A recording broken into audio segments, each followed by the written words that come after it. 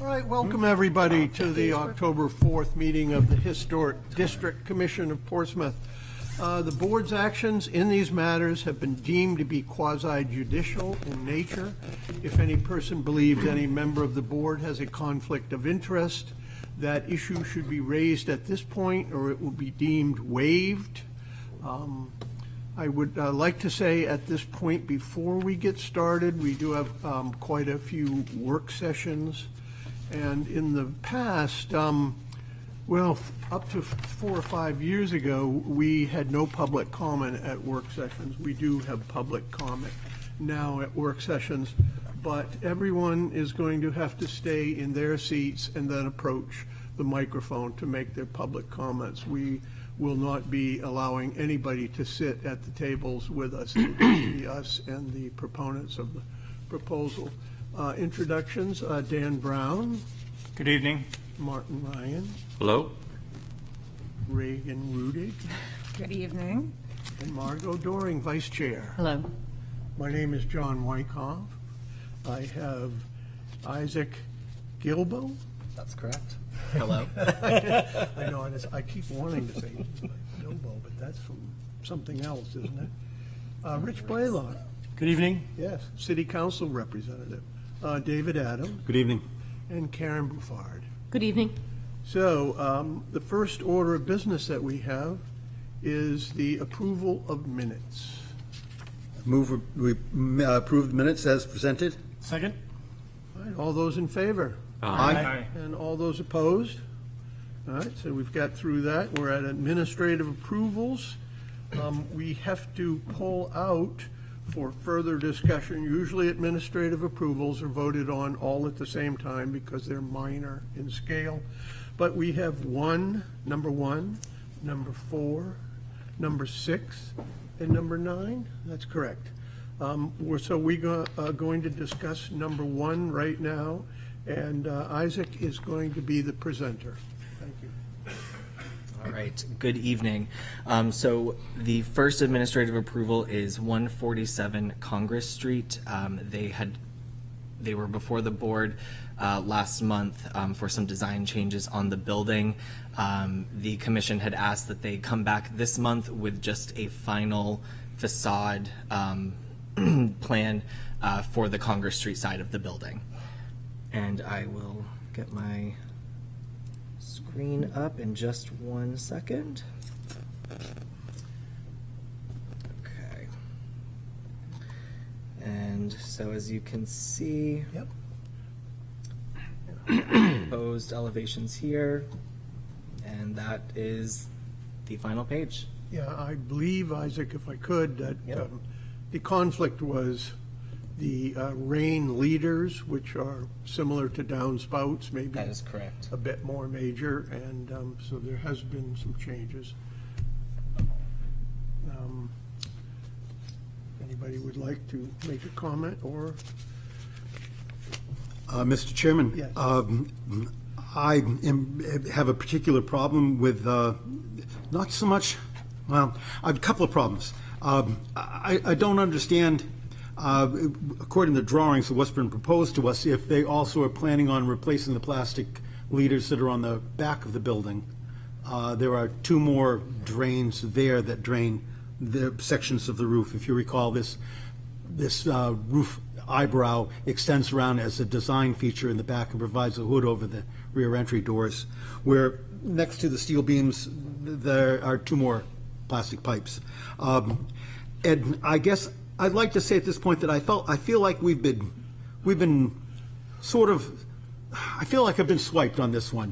What started out on this project as a couple of 4-inch square steel tubes providing a little bit of additional support for the overhang has turned into 4 or more 8.5-inch by 8.5-inch H-beams, half of an inch thick, with mounting brackets and bolting plates, and then drain lines off to the side of them. I think it's awkward. I think there's an awful lot of exposed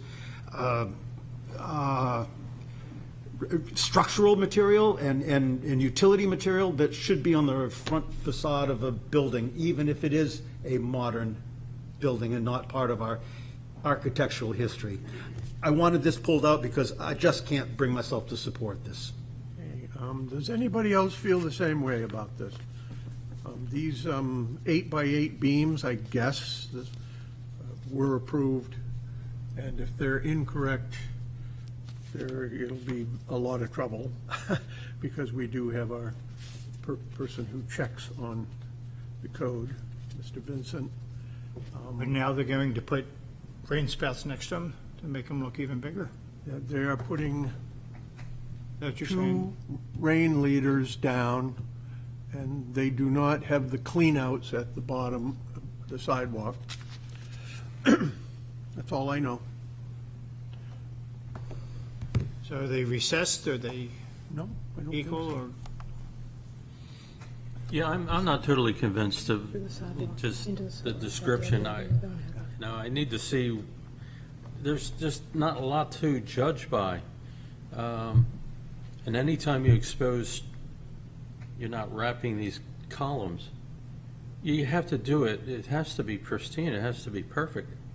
So I'm just not totally convinced. I'm not ready to give up on it, but I am not convinced that supporting this is just going to solve all our problems. Anyone else? Would we maybe want to see if anyone's in the audience that could speak to this administrative approval? This is not a public hearing, though, so we don't need that. But is there anybody here that is with whoever the contractor is here? The applicant. Okay, guess not. There isn't. Yes, So we are voting on John? 2 rain leaders. Oh, sorry, sir, yes? Did you want me to speak to this? I guess so. Yes. Yes, certainly. Michael Labrie. Yeah. I'm the developer of this project. Mr. Adams, to answer your first question, yes, the 2 rain leaders in the rear of the building are also being converted to the metal pipes, which will be allowed to, they're zinc coated, be allowed to naturally patina, because I felt that would be a better look than just painting them black adjacent to the painted I-beams. The painted I-beams are the same treatment that we have next door at Jimmy's, and I feel that it flows nicely. We also have a zinc rain leader at Jimmy's as well, the same condition. So it's the same treatment. And I think that it looks nice. We really didn't have other options to how we ran these rain leaders. The awnings were initially designed by our architectural team to just shed water onto the sidewalk, but as we were getting ready to build it, we realized that was not allowed. And so we had to come up with, devise a way to take this water, and so we ended up having 3, 7, 8 rain leaders coming down. 4 of them are contained within the enclosed space. 2 of them are out front, adjacent to these vertical I-beams, and then 2 of them are in the back. We felt that if we were to try to have them bend into the web of the I-beam and then back out and then box that, it would still be a much bulkier situation, and I really didn't think that would look very good. I think that the way that we've treated it goes well with the design of the building and what we're doing there. Thank you very much for, discussing this with us. So we have rain leaders on the front of this new addition. I'm looking for a motion. I mean, I'll move that we approve this. I don't really have a problem with what's being done since it's consistent with the neighboring building. Second. Okay, all those in favor, say aye. Aye. Aye. Chair votes aye. Against? Opposed? Against. 1, 2, 3 opposed. 4. Is it 4? I don't think we need an alternate. 3. Oh, my vote doesn't count. Never mind, 3. 4 to 3. Okay. You have your green light. What else have we got here? All right, so the next one that we have taken out is item number 4, which is 104 Congress Street. And the applicant is seeking approval for the installation of mechanical venting. They've provided a couple of photos here, and then I do have a couple of additional mock-up drawings or plans if you would also like to see those. So this is what was in your packet. And then I do have, if everyone can see that, I have 2 additional photos that show what this system will ultimately look like.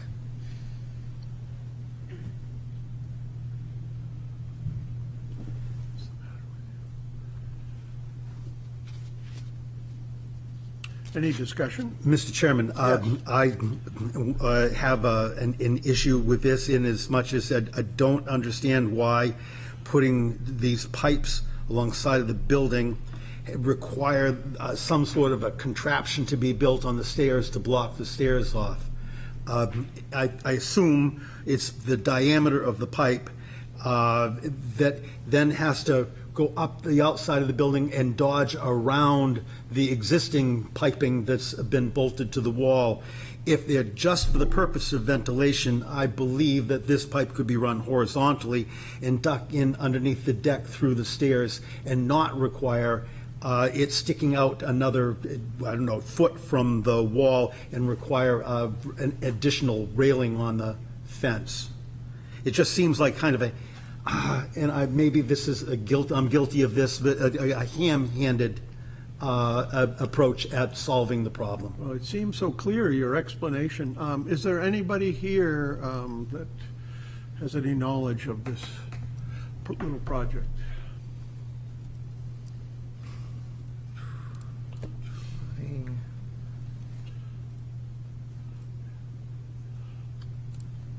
Any way that you could clarify any of this, Isaac?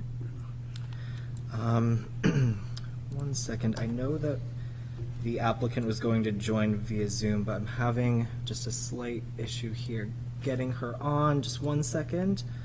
All right. We've got Megan here who might be able to explain this better. She's on Zoom. Hi, Megan. Can you hear us? I can, yes. Hi, I'm Megan Boland with Chinberg Builders. We're the contractor for the Music Hall Members Club job. So underneath, if I understand the question correctly, you're asking why we can't run this pipe horizontally underneath the stairs. Is that correct? Yes. Yes? So there are chiller lines that run from this chiller on the right. This belongs to the Historic Music Hall. And there's no space underneath the stairs to run anything. So, I mean, this is like a robust ERV system that's being required by the city for us to incorporate into the space. So we have come up with a solution of pancaked ducts. So these are like 4-inch by 36-inch, 4-inch by 36-inch duct that will run as tight to the building as we can to clear those black chiller lines that you see on the brick. And then the purpose of the railing, this would be a wood handrail that we would build all the way up the stairs to sort of delineate that path from the 2 green doors. The top of this landing acts as a area of refuge for the Historic Music Hall. And we've had several meetings with, all building officials, the chief building inspector, the fire department, and we've reviewed this extensively, and they've all reviewed this plan, and we've decided that this is our best and really only path forward to accommodate this ERB system that the city is requiring.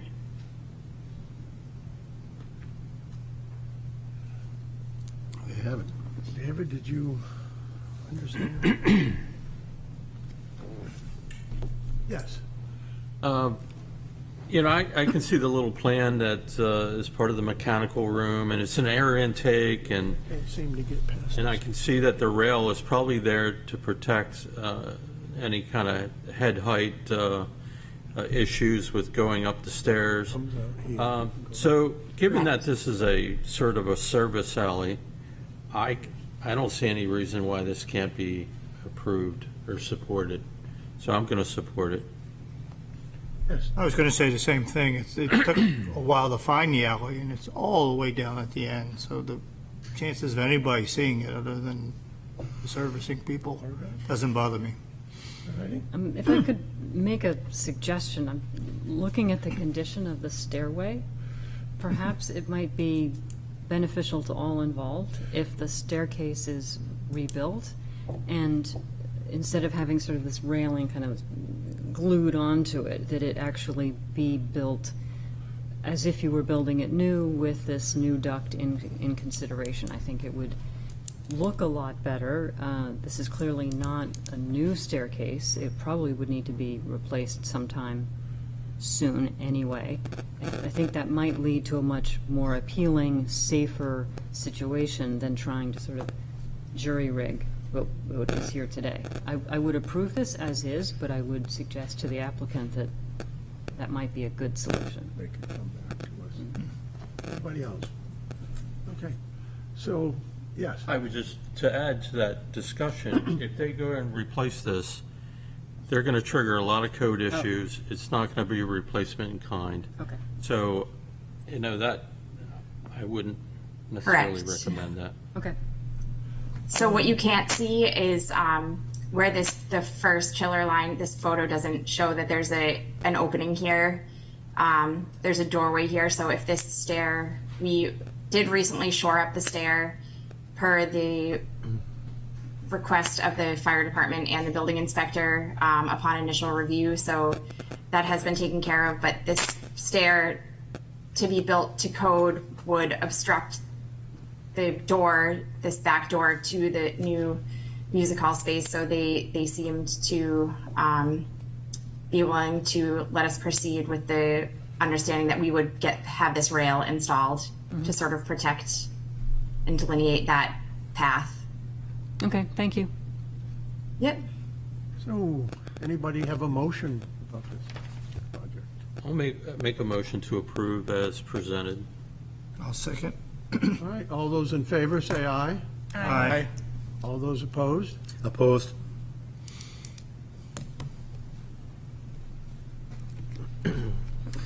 Okay, so moving on, our next administrative approval item will be number 6, and that is 260 Marcy Street.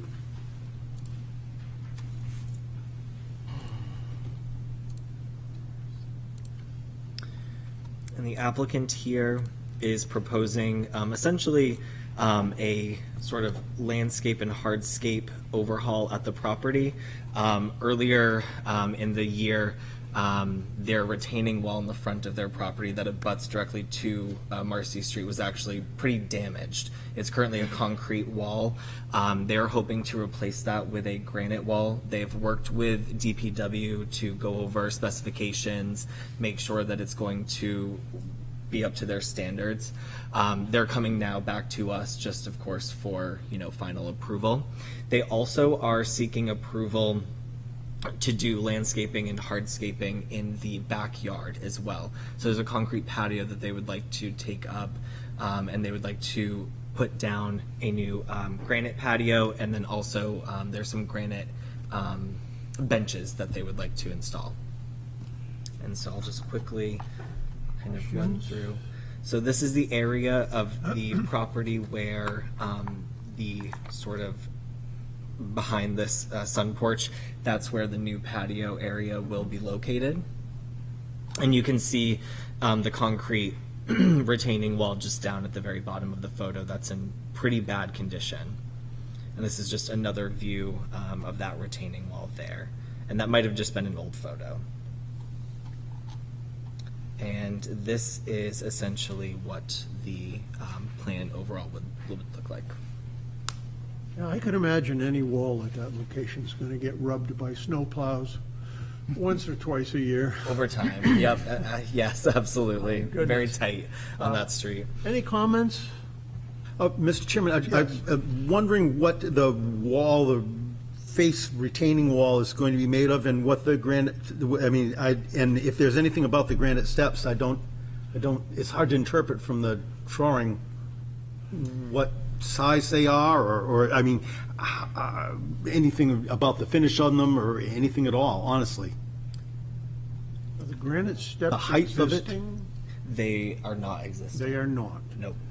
So those would be proposed to sort of go right in where this gate is currently existing. So right about this area is where the steps would be proposed to go. So they have given us no information about the steps or the wall, besides just saying Besides, granite. it would be granite. They do have the size of the steps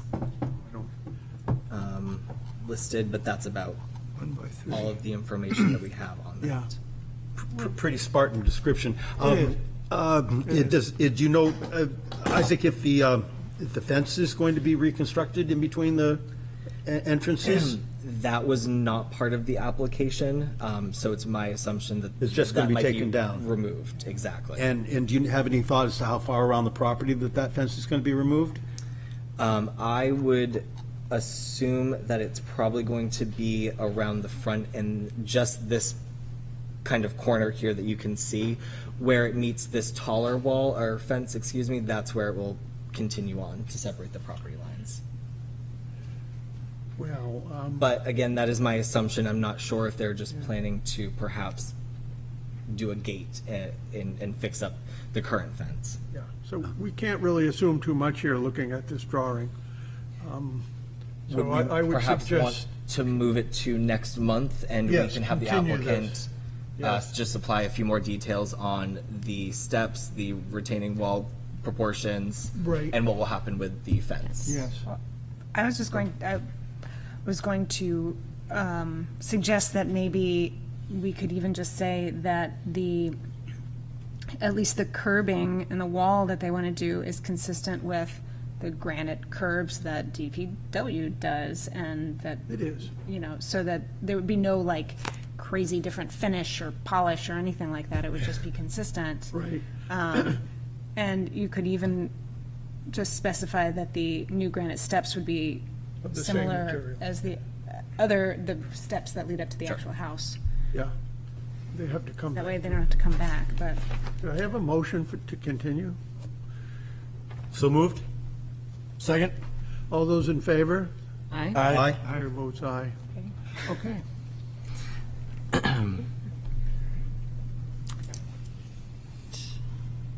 Okay.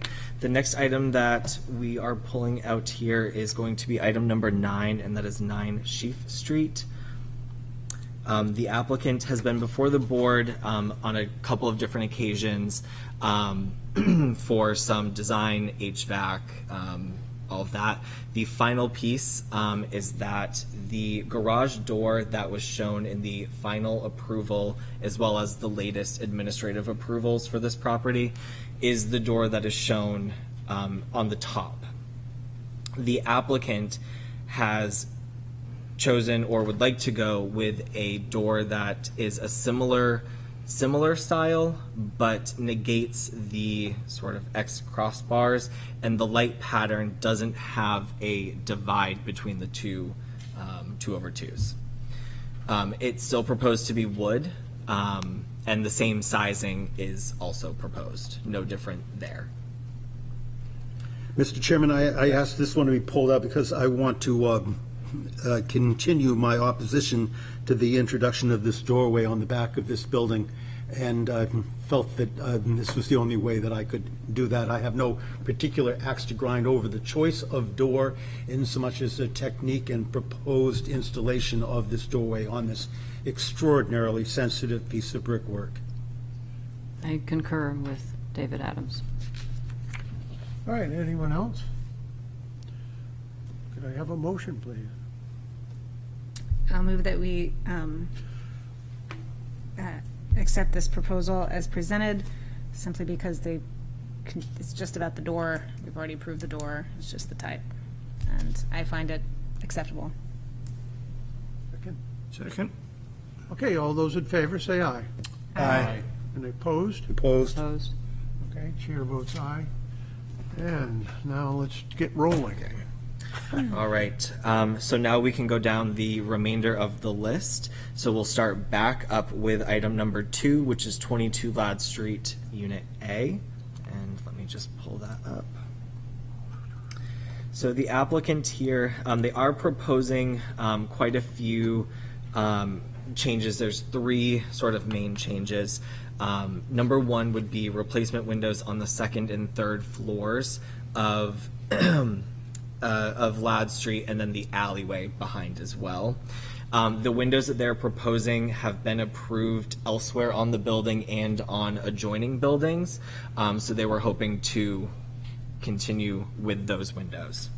The second item is that they're hoping to replace a 4th floor deck door, essentially in kind to what is there now. Same style, same material, everything. The last change is that on the rear entrance, there's a rear entrance to the Starbucks on Ladd, and they're just proposing to update the staircase and make that a granite staircase. And I'll just kind of quickly show you, these are just the windows that are being proposed, and actually it looks like maybe the 3rd, 2nd, and 4th floors, excuse me, as well as this side. And then the replacement doors will occur here and also here on these 4th floor decks. And then this is the existing rear staircase at Starbucks that they are hoping to replace with granite. Okay, so I'm hoping, so at least that they are mentioning the granite is the same as the windowsill. But I'm noticing that the windows have something called a full flex screen. Not sure if I'm interpreting this right. There's so much Oh, I see, yes. glossy information of young couples sitting around enjoying themselves, whatever that's got to do with windows. Yeah, so it looks like those would be full screens that they have circled, so we can absolutely stipulate that if they Yes. are to do screens, only half screens would be appropriate. And about the staircase, is it the same height? Are they changing anything in how the staircase is laid out, or are they just replacing the existing material, or are they actually changing any of how the steps work? They would like to, from what I understand, what the applicant and I have talked about, is that they're simply just replacing exact dimensions, just swapping out the material. Okay. Good.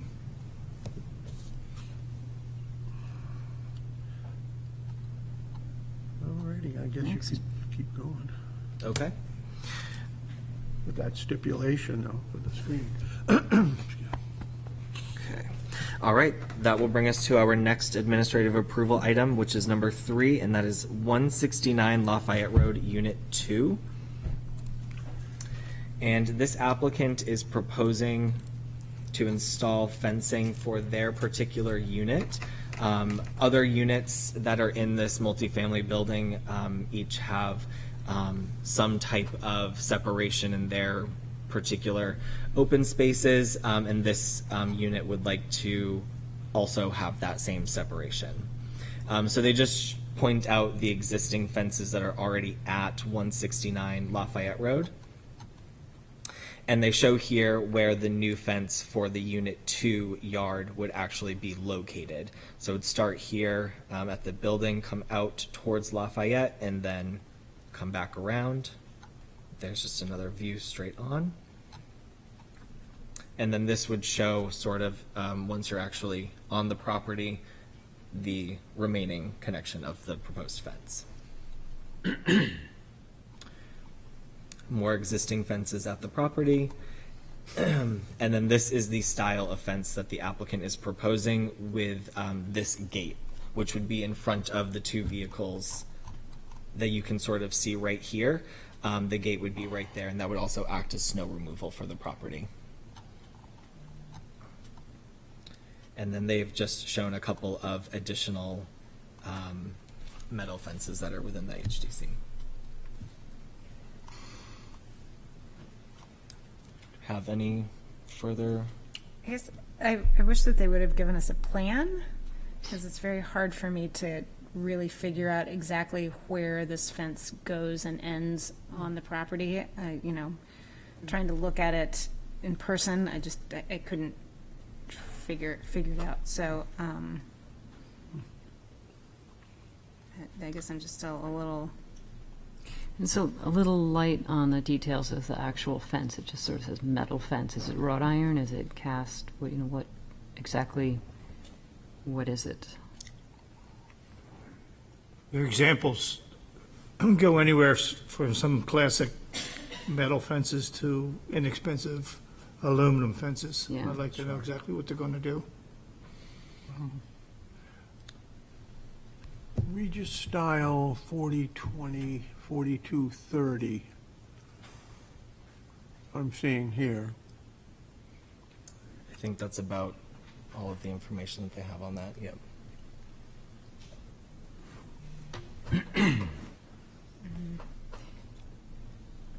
I guess, and I had a little bit of a concern with a metal fence at this location, just because the examples they've given are much more like the urban, denser part of town, where this is much more residential. I don't know. It's generally you only see wood fences out here, so.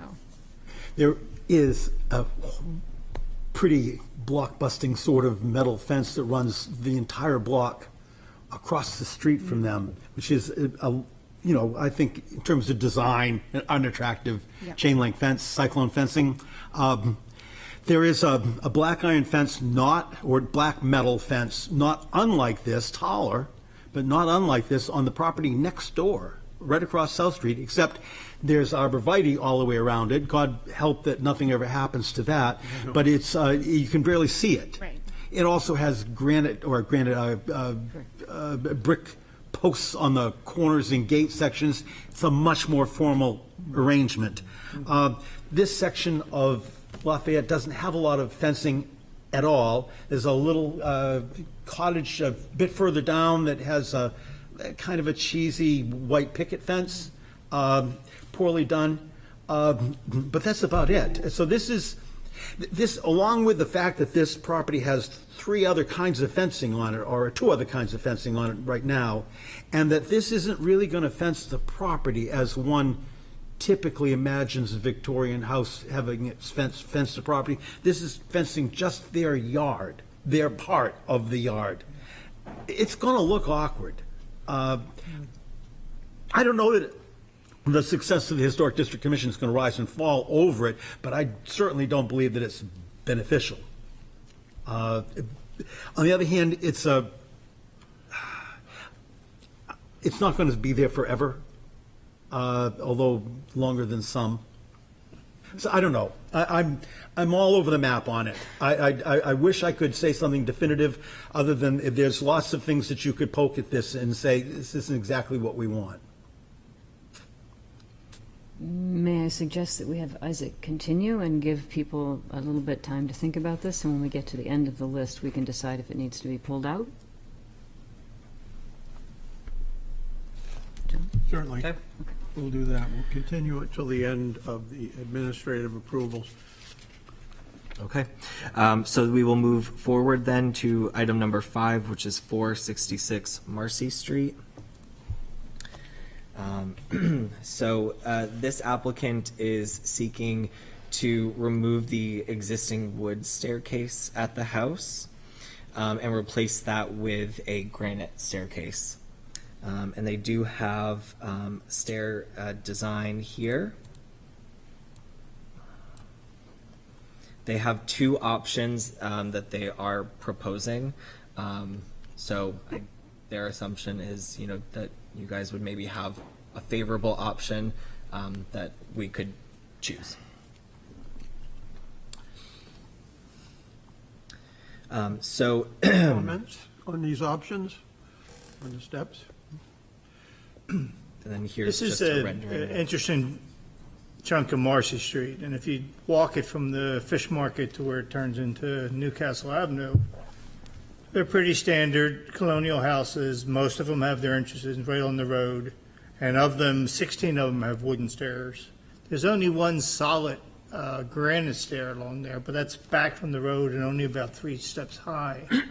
So I'm not sure this is going to fit in so well with the neighborhood. And maybe, as some of the wooden ones have done and are being replaced now, putting a granite base, the first 3 steps, and then going back to a nice mahogany or wooden staircase would fit more appropriately with the neighborhood.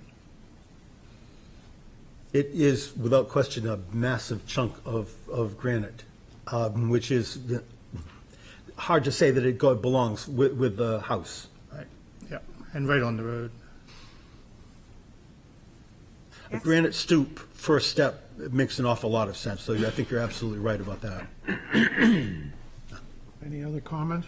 Yeah, I guess in terms of the 2 options, I would think that it would depend on, I mean, I didn't measure anything out there, but I would think that there's got to be some leeway with, or the space would depend on how close it comes to the sidewalk there. So I don't know if that's like a planning. What they would have to do if they were to encroach onto the city's right-of-way, they would need to go to the city council and get approval for that. In order to get approval from the city council, they do like to have a blessed design.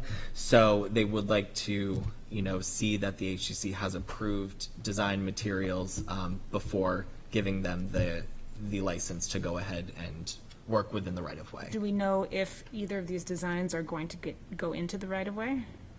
I believe just by looking at the property from MapGeo, it already is existing in the right-of-way. So and they're proposing to enlarge the staircase. So either option, I think, is going to end up being in the right-of-way.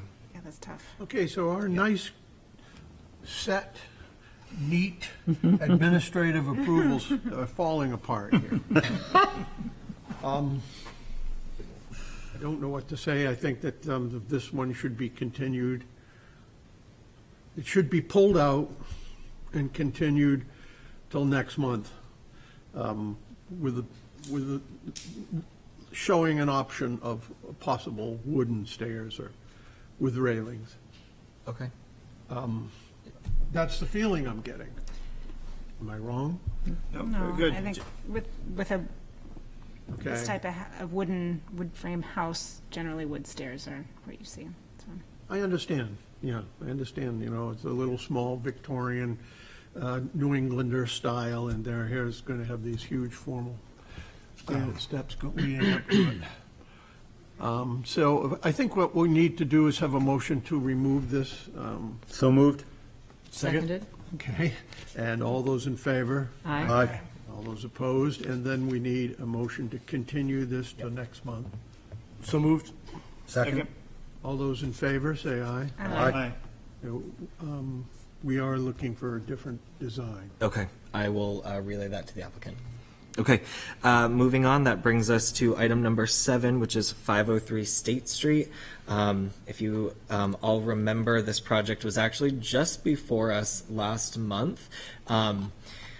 When we were doing our final inspection on the building permit, we realized that the proposed door in the original approval was an Anderson 400 series door. When we got to the building permit, they had changed that to a Sunrise brand. Very similar in style. However, it's a vinyl door, not a wood door, as the Anderson spec called out. So I just wanted to make sure that that clarification was noted. I'm not sure if anybody looked at the spec on the last hearing, but it was for a wood door, so this was a material change. That's There's- 503? 503 State Street. Yep, and that's in the very, very rear of the property. In the rear of the property. Not visible from State Street. Right. Okay. When are these contractors going to pay attention to what's been approved? Any other questions? When on you that? start saying no. Yeah. I'm not willing at this point to. Yeah, indeed. This is, I think, honestly, the place where the sun doesn't shine. I don't think this, no matter what happens, affects anything, and any future that this building will have will call for the removal of all of these things that we're about to do. Okay. All right. What do we got? Very good. We will move right along to number 8, which is 42 Hunking Street. The applicant here has requested to replace, I believe it is 6 windows on the second floor. If they are here and can correct me on that, please do. These are the, this is an example photo of the existing windows on the second floor that are proposed to be replaced. That shows just the outside wear and tear, the inside as well. And they have chosen a Pella Reserve wooden clad window with the same 6/6 pattern to be replaced. Are these matching windows from a first floor, or are these standalone by themselves? You know what I'm trying to say? These are second floor windows, right? Yes. You'll have to stand up at the mic and introduce yourself. Not a big deal, but for the record. The original windows downstairs in that part of the house are 9/6. We're replacing the upstairs windows that are 6/6 right now with the exact same thing. Okay, would you introduce yourself, please? Linda McVeigh, Okay, thank you very much. thank you. So are these the same windows? These Pellas, is that what I'm getting? No, the windows that are there are those integrated storm panel Andersons from back in the Downstairs? days. Yeah. Downstairs, they're going to remain. We're not doing anything downstairs, Right, just 6 upstairs windows. yeah. Screen. Okay, thank you. Yeah. Thank you. I misunderstand. Half screens, just to Just for confirm. continuity. Yeah. Yeah. Okay. I don't see anything on here for screens or anything. No, I don't think they Does did. anybody but, see anything? as long as we just stipulate that if they do want to use screens, half screens are what would be appropriate. Yeah, did you hear that? Yes. Yeah. Any other questions for 42 Hunking? Okay, great. That will actually bring us to our last and final administrative approval item tonight. That is number 10. That is 39 Dearborn Street. As many of you may recall, this project was before us for a couple of work sessions, finally got final approval. In the final approval, the window schedule showed a couple of windows that were actually not the correct size. Margot, you had pointed that out. You asked that they just bring back a final proper window schedule. That's what they've done. They did give us 2 different schedules. One is for phase 1, which is the windows they're doing right now, right away. And then they also gave us the overall window schedule for the entirety of the project. Great. So they're the same Marvin elevates that were proposed, but they have fixed the dimensions of those to match what was approved. Great. One awkward one here, I don't see it right now. That short one? It might. It was a thin one with just a plethora of panes.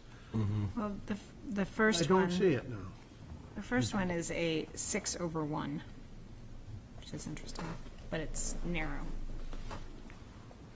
But I hate to say this might not be the right project. but maybe that was it.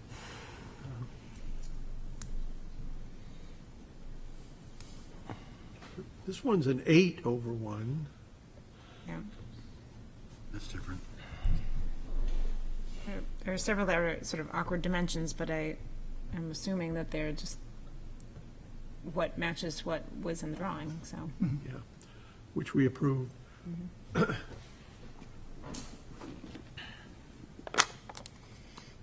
Okay, if there's no other comments, I would suggest that, Do we want to ask Reagan if she wants to make a decision about Lafayette? Do you want to pull it and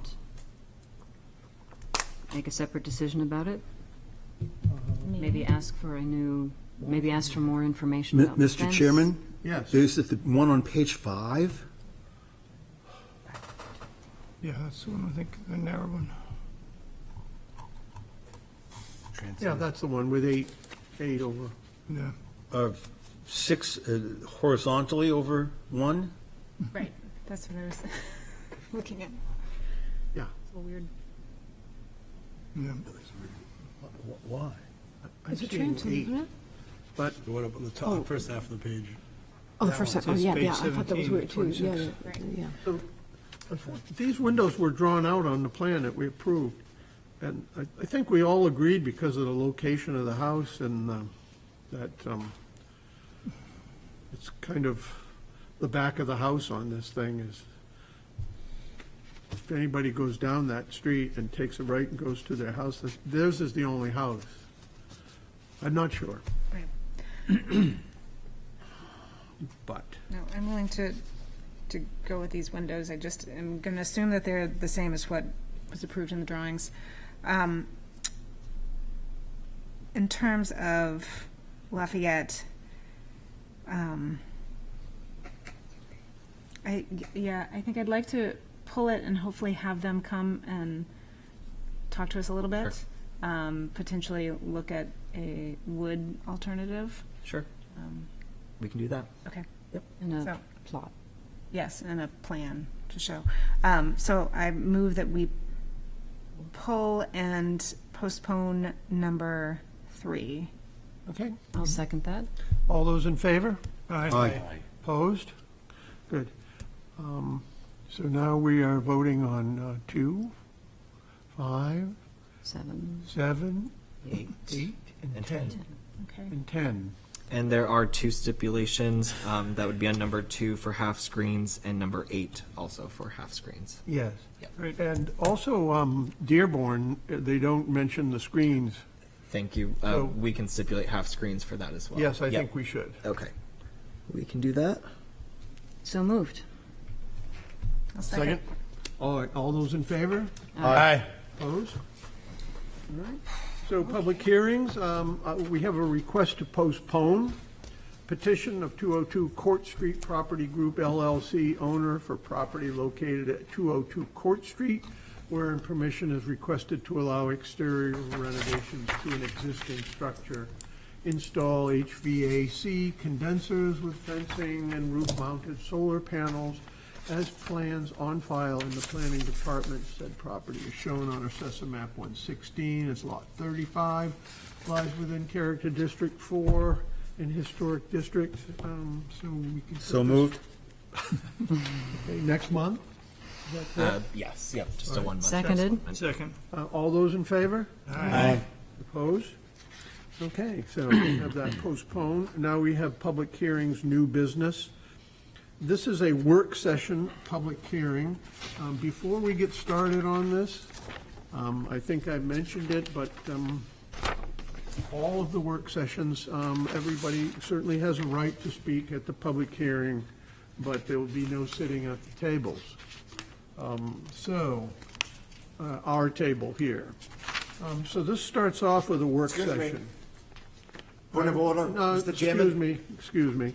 This is requested by 129 State Street LLC owner for property located at 129 State Street, wherein permission is requested to allow exterior renovations to an existing structure, modifications to windows, skylights, door, canopy, and railing design, as per plans on file in the planning department. Said property is shown on Assessor Map 107 as Lot 47 and lies within Character District 4 and Historic District. Can I ask a question before we start? Certainly. Going down. In the past, we've been asked to address specific things separately from the whole package. Are we, just look at the parapet wall, just look at the skylights? Are we Yeah. looking at the whole thing this time? No, because if you had looked at the drawings provided, that 69 foot 1 inch is the total length of the project approved by us 5 or 6 months ago. And the width is exactly the same as the project approved by us 5 or 6 months ago. So as far as the massing, if that's what you're getting at. No, I was getting at this list of modifications. I thought, there's quite a list. Yeah. Skylights, windows, a door, canopy and railing design, size and location. I'm just asking because the Yes. last work session we had, we were asked to look at some very specific things Yeah. and not look at other things. Yes. So are we looking at everything in the package tonight, or are we focusing on? Yes, everything that's Okay, being presented. that's all I wanted to know. Yes, so I think where this is the work session public hearing, we would want to Do the whole do the thing. whole, Okay. exactly. Thank you for clarifying. Well, the public hearing part, we can just figure out the last few little things that are sort of unresolved, and then the public hearing will be the whole project. Okay. Okay, let's get down. And then we'll come back. Okay. And then we'll go back down again. I know it. What can I tell you?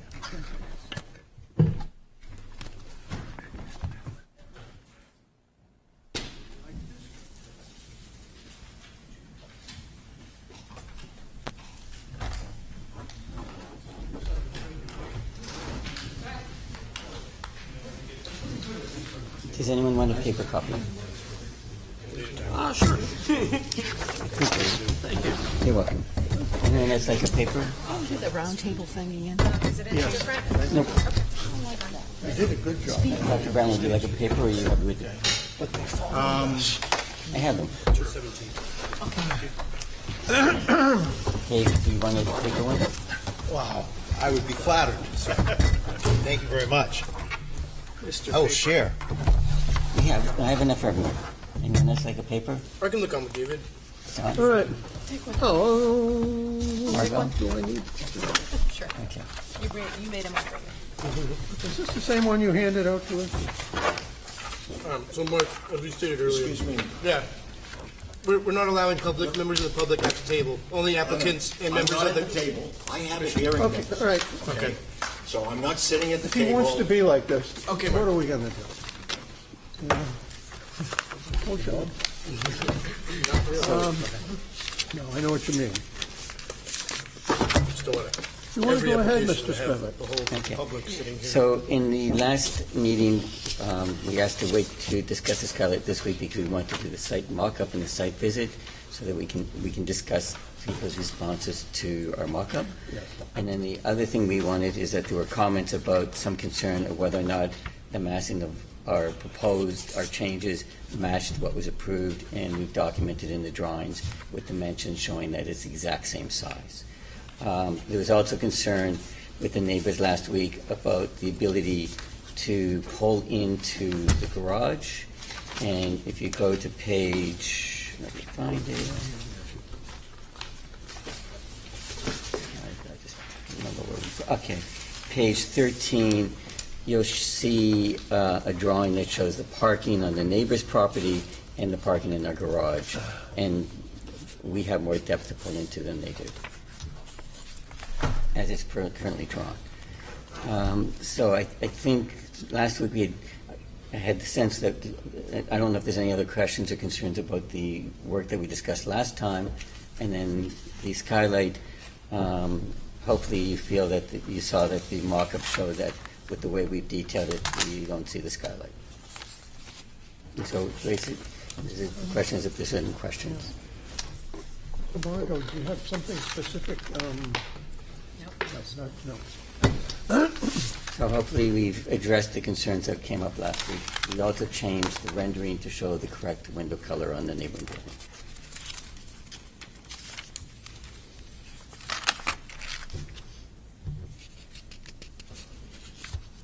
There was a question of whether we could put this in the big mass program. Did that ever happen, Isaac? No, We were able to do that. Were or weren't? I'm sorry. We're not. Or not? One second, let me just change my screen.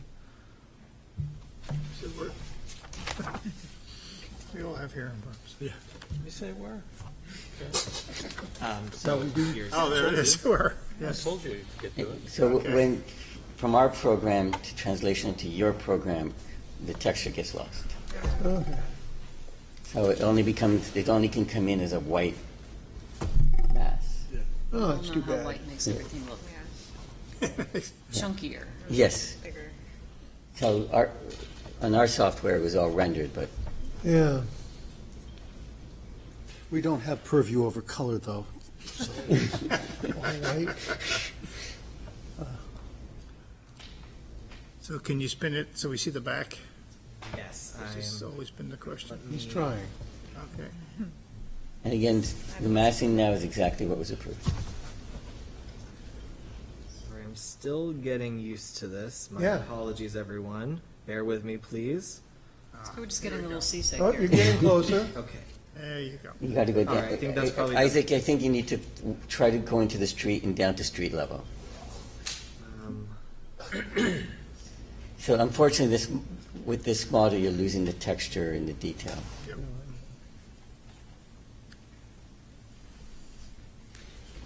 Howard, I'm. I need Sam here. Getting closer to street level. Not exactly sure how to get down to street But level. you're down, but you have to then, so you're getting down to eye level, but then you have to place yourself in, you got to zoom in.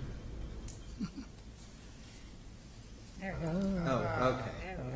Again, sorry about that, folks. Still That's all trying right. to learn how to navigate this. This is good, though. This is what we wanted. Are those garage doors? I guess they are. Yeah, on the left of the, where you see the windows in the garage doors. but Yeah, I you don't- know it. Isaac, do you think you can drive down Sheaf Street from Penn Hollow?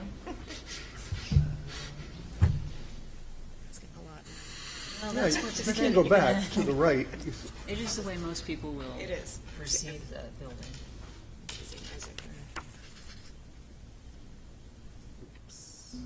Oops.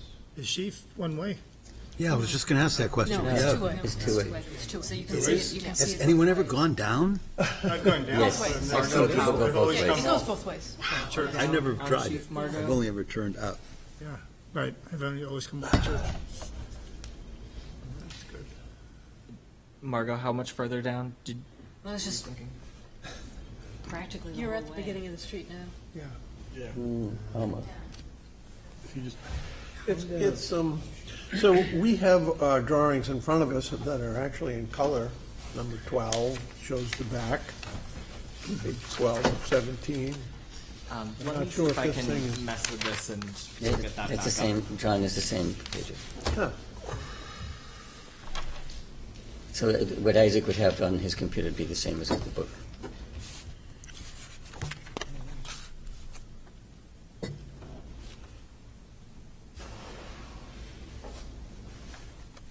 We have the tree in full bloom, and we have the tree in winter.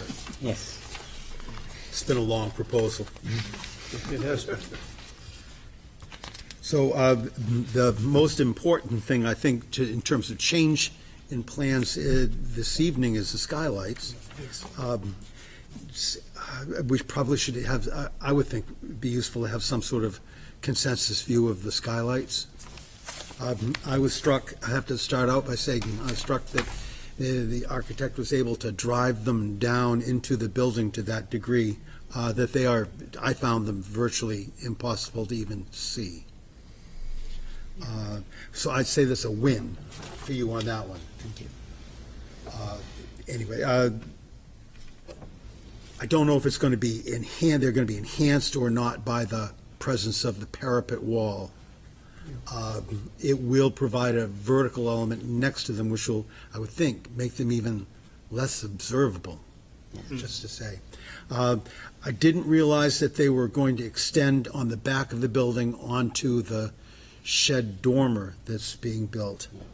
I mean, obviously, that's even at a shallower pitch than the roof plane of the building, so, I mean, they're off the table except for when the chairman is flying around in his HTC helicopter. Yeah. And hoping they don't leak. But he's got a little thing on the inside that holds a series of sponges. Yeah, good. It's actually a drainage system.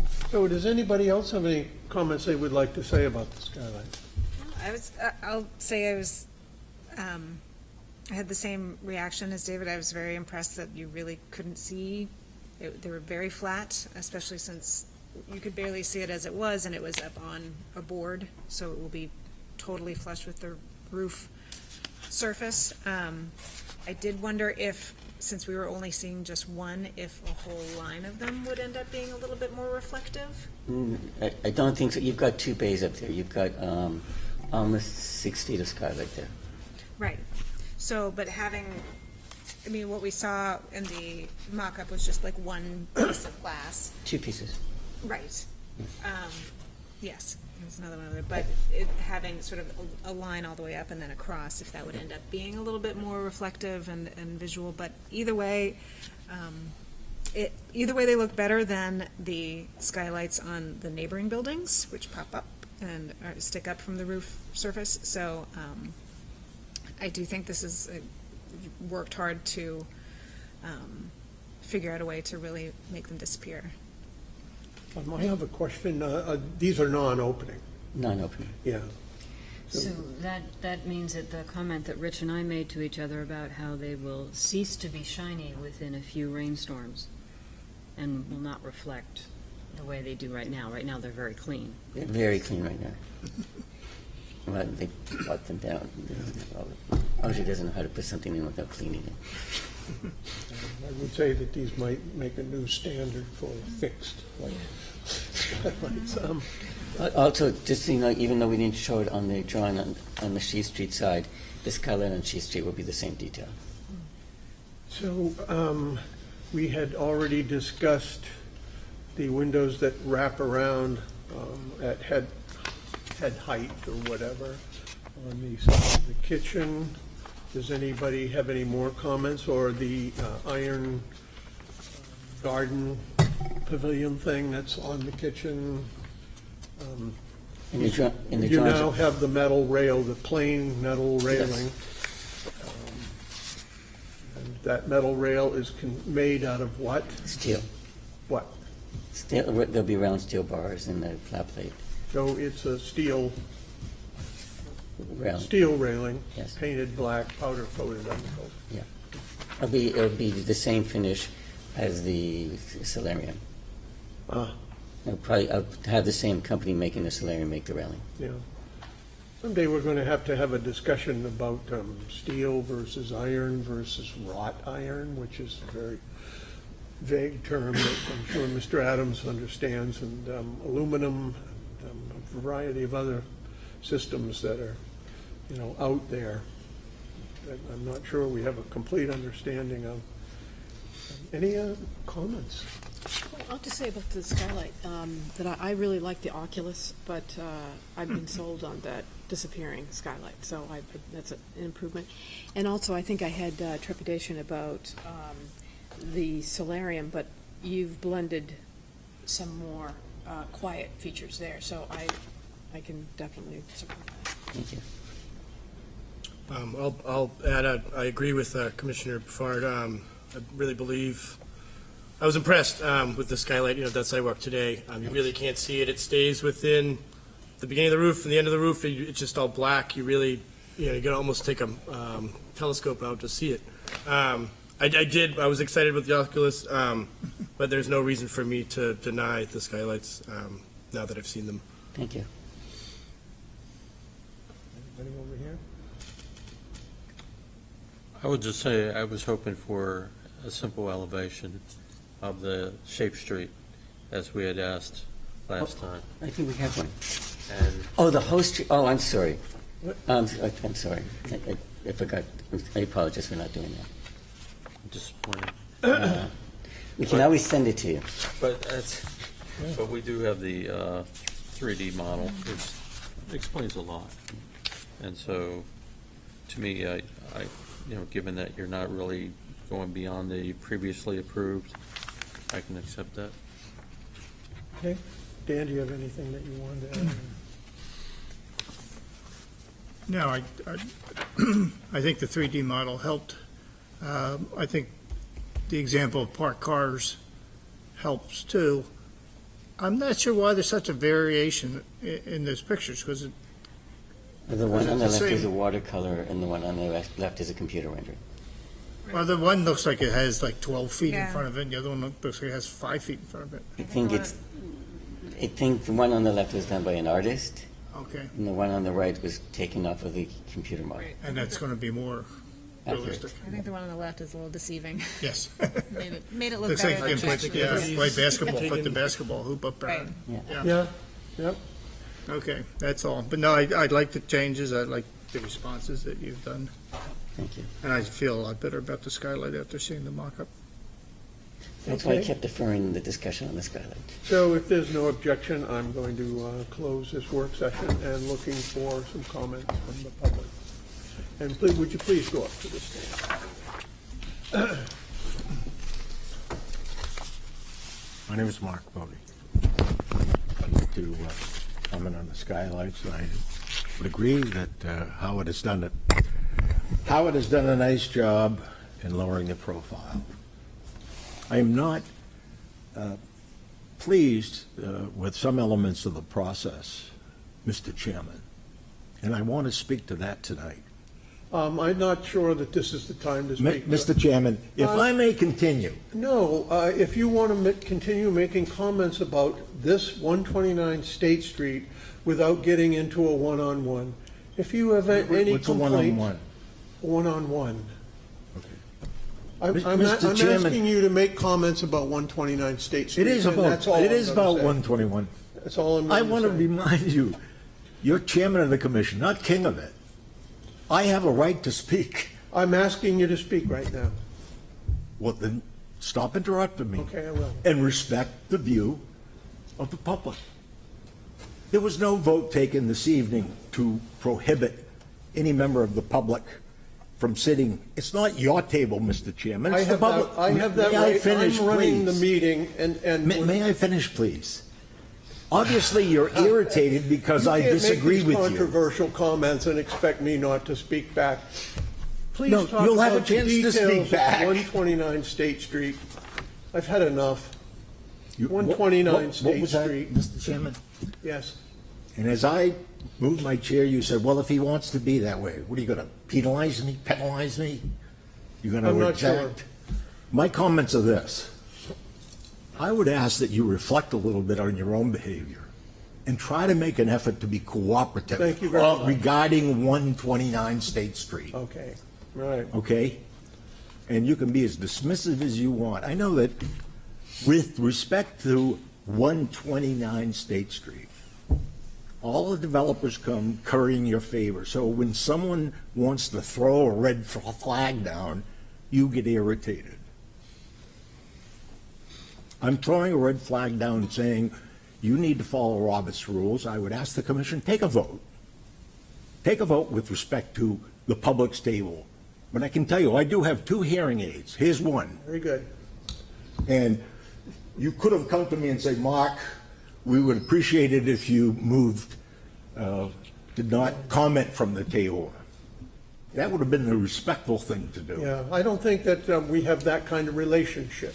I don't think that that has been worked out. I'm in the available last few anytime months. to meet. Yeah. So what other Anytime. comments do you have about 129 State Street? And I would remind you, you Yes. do have a right to speak again at the public hearing. I want to, my final comment, Yeah. and I'm sure you'll be pleased with it, is the commissioner asked a question regarding the mass, and I know when I spoke regarding 129 State Street, your comment was, we already discussed that, in response to my comment. And I wanted to point out that the commission had not discussed the massing. And also, that the previous approvals granted by the commission have nothing at all to do with the matter that's before you today. And I invite you to reach out to me, and I would be happy to sit down with you and chat with you at any time.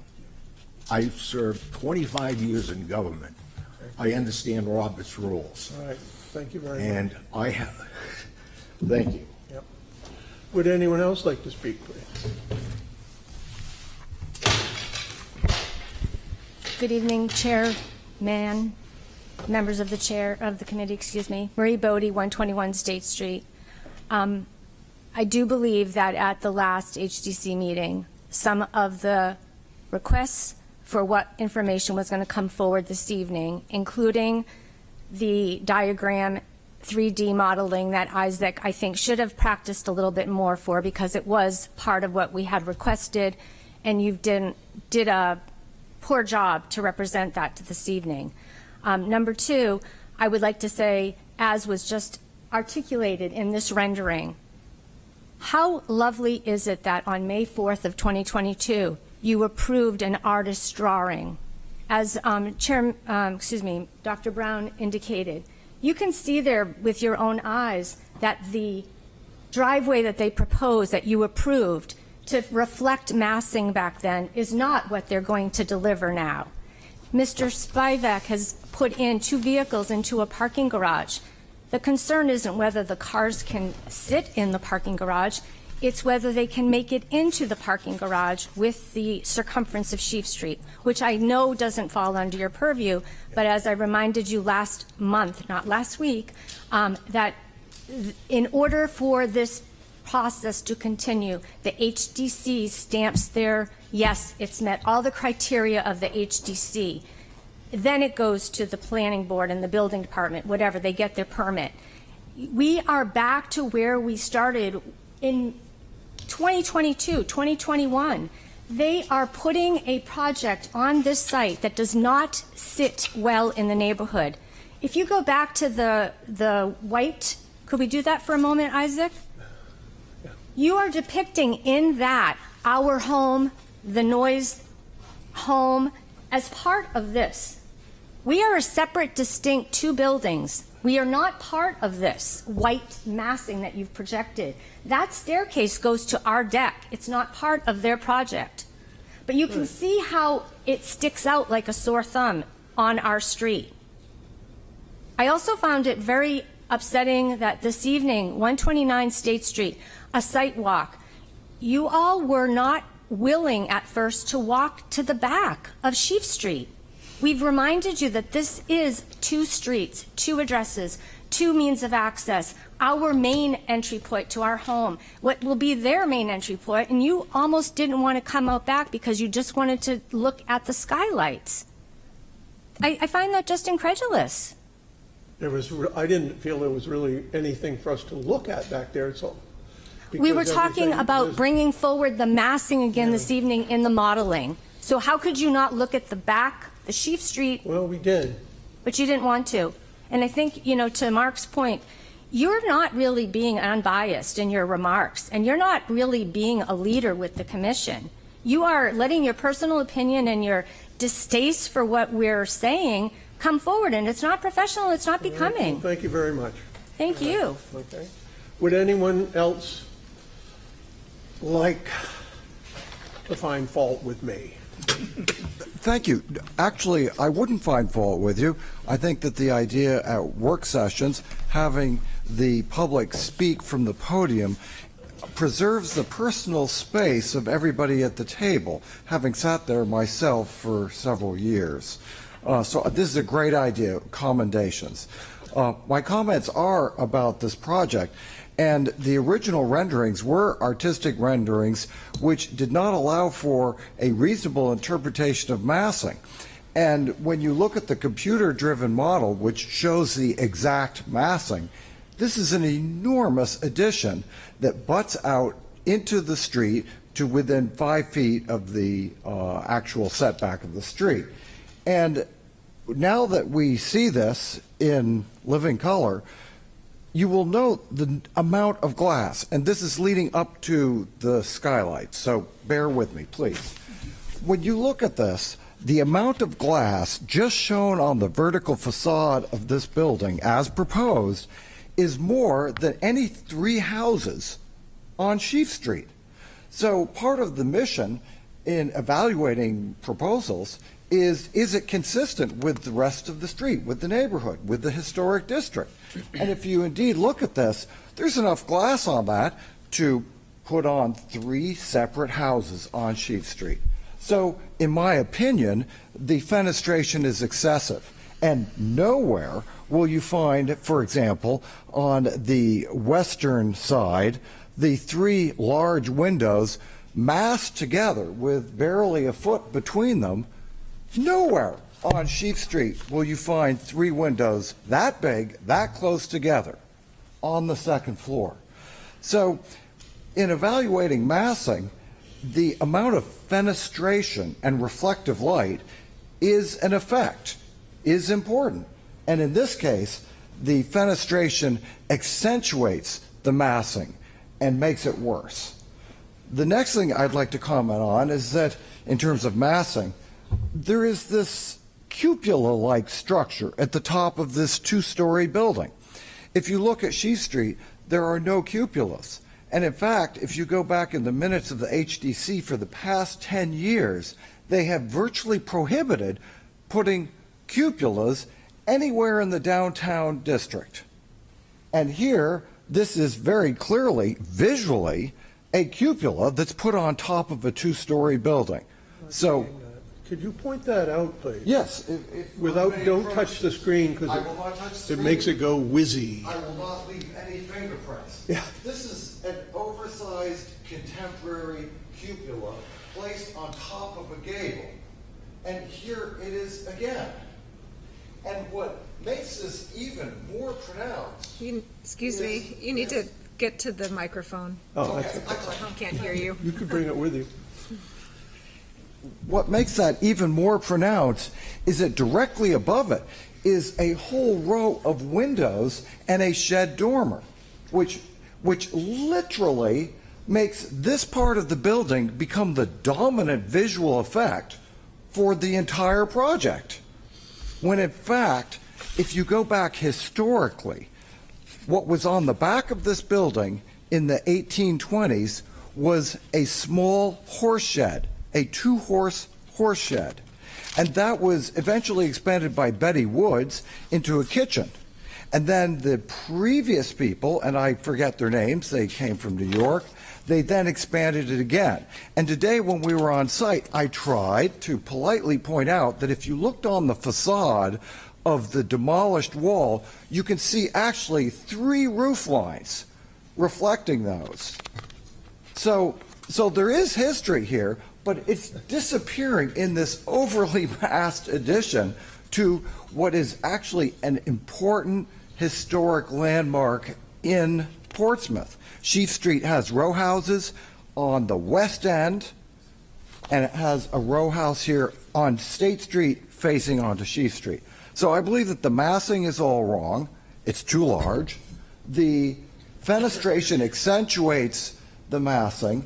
And then to get to the point about the skylights is, where can you find that many skylights on any house in this area? Nowhere. Absolutely nowhere. There's the houses on Sheaf Street, on Daniel Street, there's 1 or 2 or 3, maybe 4 scattered skylights. But nowhere is this contemporary massing of fenestration as skylights. So I think that when you take it as a sum total, if you look at the whole project, there's so much glass on here, it's not really equivalent to 3 houses on this street, it's equivalent to 5 houses on this street. So I believe that this is entirely out of character with the street. So those were some comments on the massing, on the fenestration, on the skylights, and finally, I think it was a good pickup that the artist's rendition shows this garage 12 feet in from the setback, when in reality the garage here is 5 feet from the setback. And if you take the distance across Sheaf Street with a parked car, honestly, I don't know how they're going to get out of here without making multiple K-turns. So it seems like it's also unrealistic in terms of a garage to place the garage doors so close to the street, on a street which we all know is very narrow and congested to start with.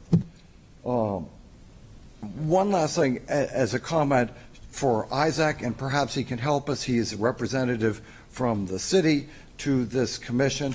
The original demolition, as you know, occurred, and the applicant revoked their initial application and substituted this application, which had not yet been approved.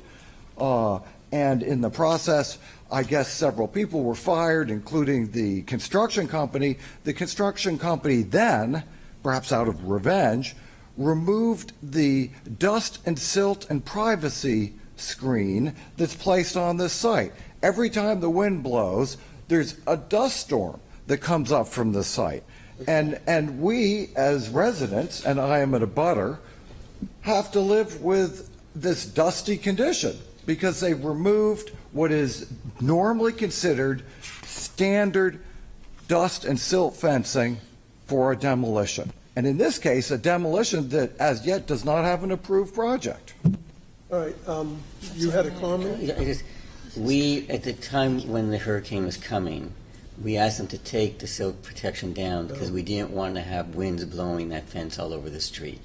Now that we switched contractors, the new contractor is going to be securing the site in the next few days. They were picked yesterday, and they will put the screening back up. But we took it down specifically. We did not want fences flying during the hurricane. That's great, and thank you very much. I appreciate that. Madam Chair, before you step away. Yes, please. I don't know who you are, and you didn't introduce yourself. Could you please? Oh, yes. My name is Jonathan Sobel, 49 Sheaf Street. I live directly across the street, and from my second floor, I will look directly into all of those second-story windows. Thank you. Thank you very much. Thank you. All right, would anybody else like to speak? Jim Keene, 123 State Street. I don't know if this is going to go to public hearing, but I cannot see you approving these plans. There's no details, none at all. What's the siding of that addition? Is there a window schedule? Isaac, could you go to the front? Yeah. Hearing your administrative approvals, I understand you have purview over fencing. The fence that's shown there is entirely different than the fence that is on the site. So I don't know if they're planning to put on a new fence or not, but what's shown there is very different. Back in the previous approval, which is on the left side there, I know this was quite a bit of discussion. The sandstone lintels over the windows. They're shown there, and that's what was approved in the previous. If you look on his rendering and his plans, there are no sandstone lintels. Now, there's been several oversights in the plans. I don't know if that's an oversight, but how can you approve that? Thank you.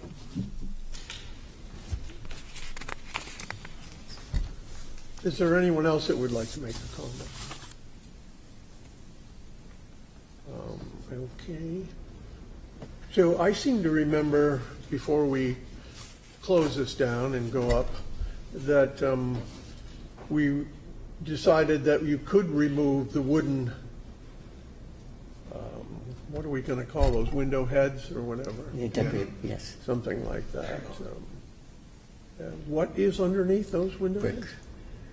Just brick. Correct. And my understanding is that the previous application asked for these stone lintels and that the commission decided they did not want the stone lintels. Yeah. But if the commission So wants the what stone is lintels, showing we're under happy to put them. proposed with no lintels over the windows is what is existing? Which is existing, in my understanding, is what was approved at the original application. It's what he's presenting. The plans that were presented had stone lintels. Right. But that's not what was approved. The artist rendering does show the stone lintel, for sure. And if the commission wanted the stone lintels back, we're happy to put them back in. So I guess to be sure that there's no miscommunication or misunderstanding for the commission or for the public, and although this will put an onus on you and more time and expense for the applicant, but to be sure that there isn't any situation that comes up later,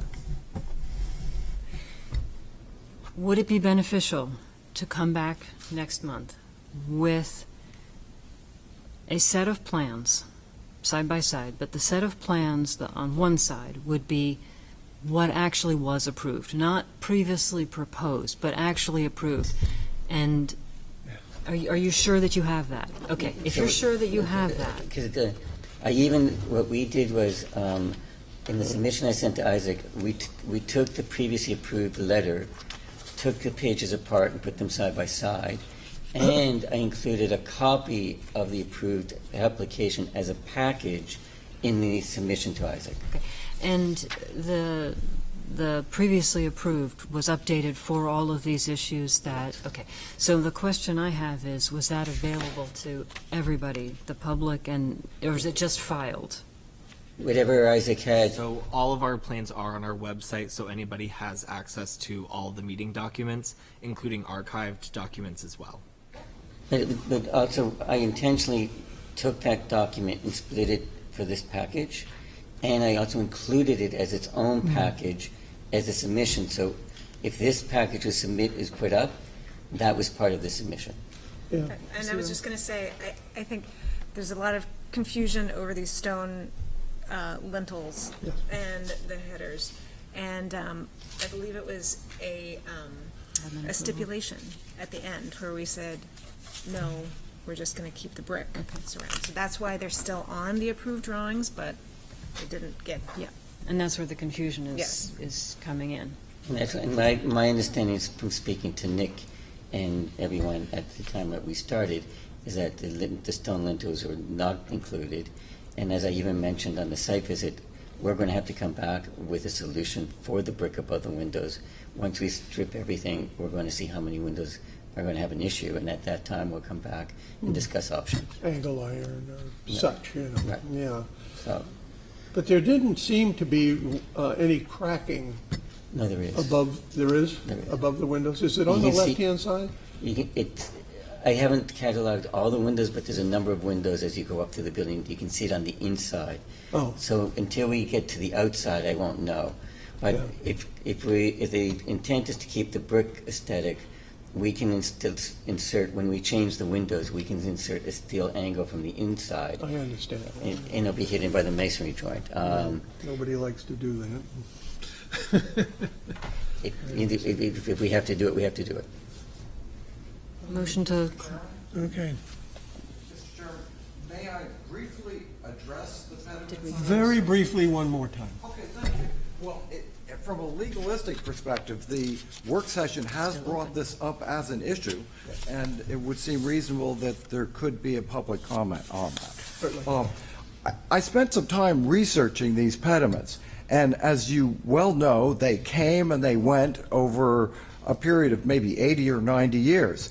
But if you walk up and down State Street, on the second story of the brick condominiums going westward, there are pediments. And I just wonder if this is an issue that maybe the applicant wants to revisit.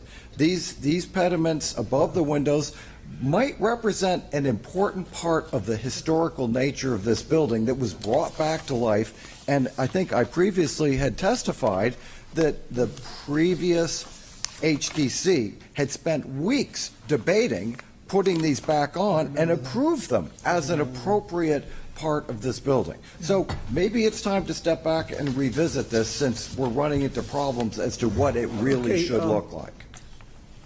It's a question. Thank you very much. However, the pediments on State Street obstruct the banding, the limestone banding.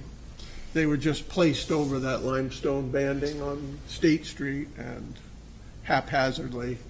And when one was removed, you could see the paint. The building was originally painted, and that paint was still there on the bricks underneath those wooden pediments. And when we saw that, I think that probably, sealed the story for us as far as that goes. So I think we should all go up now for public work session.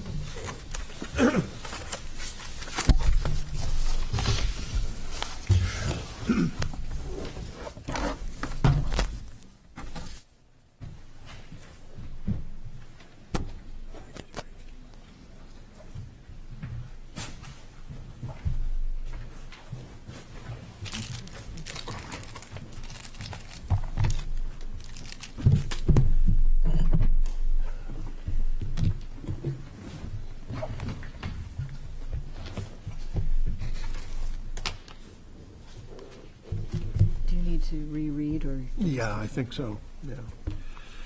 Okay, so we're on the public hearing, new business, requested by 129 State Street LLC, owner for property located at 129 State Street, wherein permission is requested to allow exterior renovations to existing structure, modification to the windows, skylight, door, canopy, and railing design, size, and location, as per plans on file in the planning department.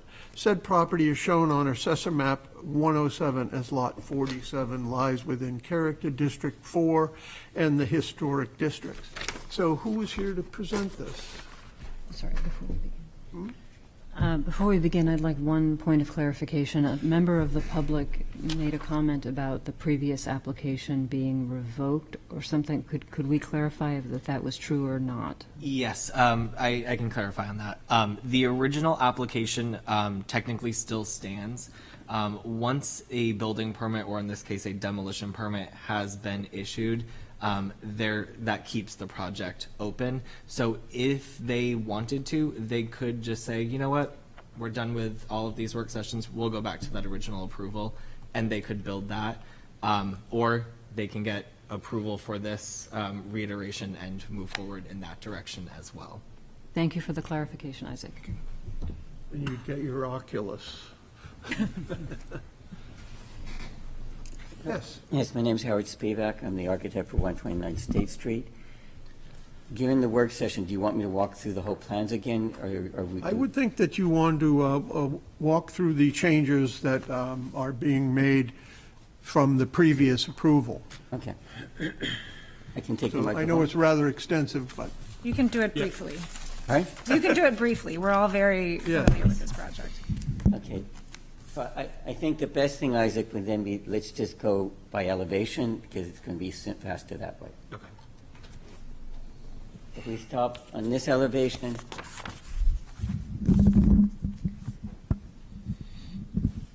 the change on this elevation is that we've added a window up here in the bedroom. We've added the windows within the wood framing in the kitchen. We've changed from a wood solarium to a steel and glass solarium, and we revised the porch here from here. That's the changes on this elevation. This is just showing it to you in 3D, and again in 3D, this is showing the clear story. I think we should do this on the elevation. We go to the elevation page. Stop, this works well. So we've had 3 windows here over the garage. We have 3 windows. They're in the exact same proportion as the windows on the historic. We had 3 windows here. We have 3 slightly larger windows here. Again, they're in the exact same proportion as the historic. We've also picked up the theme from across Sheaf Street, where the windows go up to the fascia board. We made that change. We went from 2 windows and a single door in the 4 columns. We've split the columns, added the door, and made the windows so that this picks up the same pattern as this. And then we've added a small window up in the corner here. We took off the ridge vent skylight above the ridge here, and we're putting in skylight that will be flush. Where this skylight was popping up above the roof, this skylight will be flush with the roof. Here we've changed the skylight to the ridge skylight that is flush with the roof, as you saw in the mock-up, so that, as everyone's comment, most people commented, you cannot see the skylight from the street. We've then added this window here, which is non-operable windows with the trimming of a window, and is a fire-rated window. And this page picks up the change from the Oculus to the clear store to the window, the ridge skylight that's flush with the roof so that you can't see it. The windows here and the windows here are the same. We took out the ridge skylight on the original approved, and over here we removed it in the new skylight that's flush. And then we picked up the other changes. Here we've changed from the wood, it's showing the wood solarium changing to steel and glass solarium. This is picking up the ridge vent. And here you're comparing the HDC approval with dimensions to our proposed, where the dimensions on the HDC approved on 5/4/2022 are the exact same here. And then we have the pages of the renderings. And then we have renderings of the Sheaf Street side. And then if we go down, the next drawing is showing the parking in which the parking at 129 State Street has more space between the street and where the cars will end up than you do in the neighboring property. And this is an alternate if we're not allowed to put if the overhang is not going to be going over 123 State Street, then this is the alternate so that we can have that approved at the same time. That sums up the changes. And then you have the details of the Hope windows.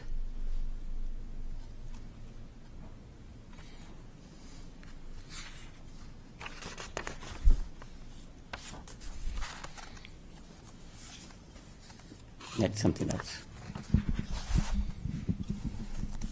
Wrong project. So would somebody have some questions or comments? I just have one question first. Certainly. Isaac, do you have the specifications for those fancy skylights on file? I can send I have a detail on me that I can send to Isaac right now. It's just, it wasn't there, so. Yeah, no, if we can. I do not have that markup. But I can forward it to him literally right now. I also have a question in terms of you have the specification for the Hope windows, for all the metal windows for the solarium, but we don't know what the windows are for the rest of. We're using the same window that was originally approved in May at this time. If we change from that window, we'll come back and ask for a change, approved change. I guess I just don't. They're the Anderson windows. It was Anderson. I don't remember. It's not in this. I mean, if we're. Isaac actually has it in the approved package. That's fine. That's fine. I just, to be clear Yeah. with our process here, I just want to, are we approving changes to the previously approved, or are we approving a new plan? Because if we're approving a whole new plan, we need all those same specifications again, the clapboards, the windows, the roofing and all that stuff. So I just want to be clear in what we're voting on. It says modifications. Okay. So it's just, so we're still moving from the previously approved. Okay. But it sort of leaves us guessing as to, I'm not saying that you are trying to switch things on us, but we don't know those things that are being transferred over from the previous plan and those things that are not. I included the submission of the approved plan with the submission. I didn't print it, but you should have, hopefully you all received it. Everything that's in that submission, the synthetic slate roof and the Anderson windows, we are not changing. So we've only not commented on the things we're changing. So everything that was previously approved is what we're using. Okay. Is that good enough? I only had what we've got here. Was that uploaded to? Where was that uploaded to? At the same time we uploaded this, we uploaded that. We Okay. sent you the email with it. But it's actually, I got that, basically it's your document. Right. You sent me this though as the document for tonight's meeting. Right. We wouldn't normally include older documents unless specified by the applicant. Sorry. Okay. Typically, the applicant will include any and old documentation with all of the new documentation. I think that's where Reagan's point was coming from, was just to show. Clarifying. Yeah. So I thought this, my understanding is that we were doing a modification so that anything that was previously approved, unless I'm specifically saying I'm modifying it, is what I'm living with. Okay. So our intent is that we are showing just what the modifications were. Okay. Okay.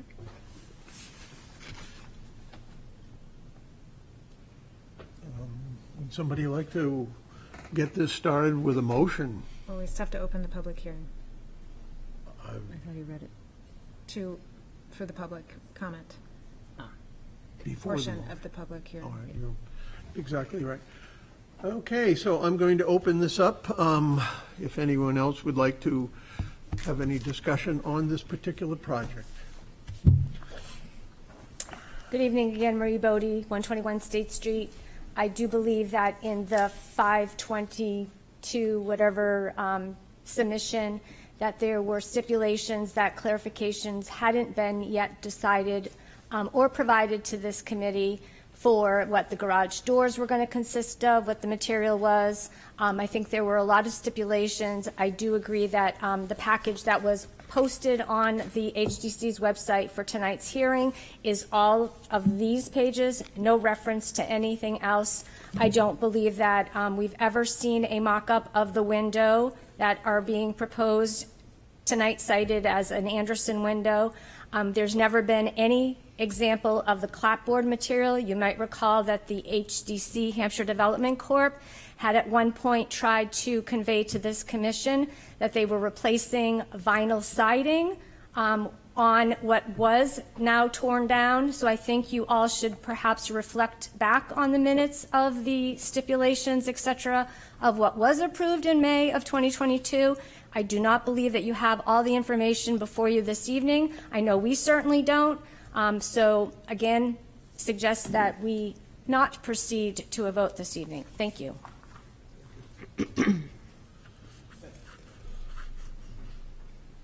Jim Keane, 123 State Street.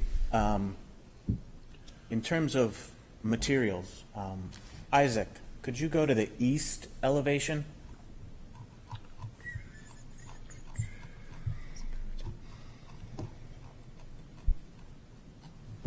That window called out as a fire-rated lot line window with wood mullions. Do we have any details on that? There's nothing in the sheet about a fire-rated window. There's no information on that one. The alternate is going to be built. The wall without any soffits by code will be built without a soffit. So what you're going to approve tonight is that one sheet that's the alternate view. That's what is going to be built by code. So, thank you.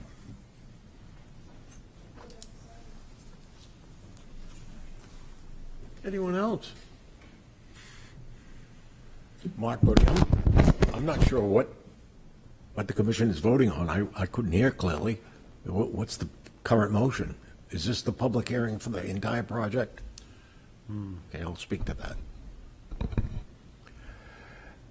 This project has been enormously confusing. No fault of ours, I can tell you that. I want to draw the commission's attention to a recent email that was sent by the former developer. They're pointing fingers at each other. And this is relevant to 129, Mr. Chairman. It speaks to the confusion of this project, where the previous developer stated that to the building department that this wasn't buildable, and he had disagreements with the architect. We don't even know where the plans are tonight in terms of its submittal. I ask you not to pass this tonight, to say no to this project that Mr. Sobel pointed out is not in character with this neighborhood. This huge addition for a part-time home that will forever be in place on Sheaf Street. It is within your power to consider the massing and to request.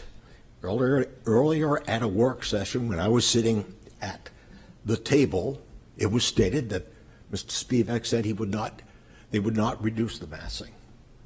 this commission has the authority to consider, I'm sorry, Mr. Wyckoff, that I'm exhausting you with my comments, but I'll continue. The commission has the authority to do that.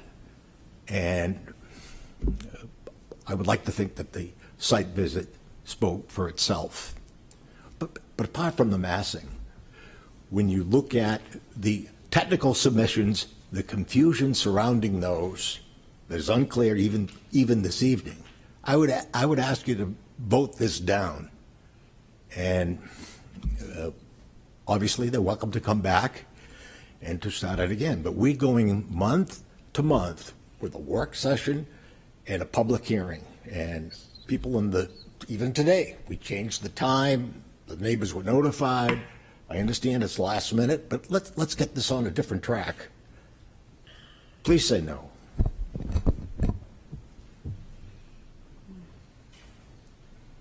Thank you. John Sowell again from 49 Sheaf Street. I would suggest that approval is not forthcoming for this proposal for several reasons. Number one, the massing is inappropriate for the building and the street. The proposed structure that they're building is not subordinate to the main brick building, it is dominant.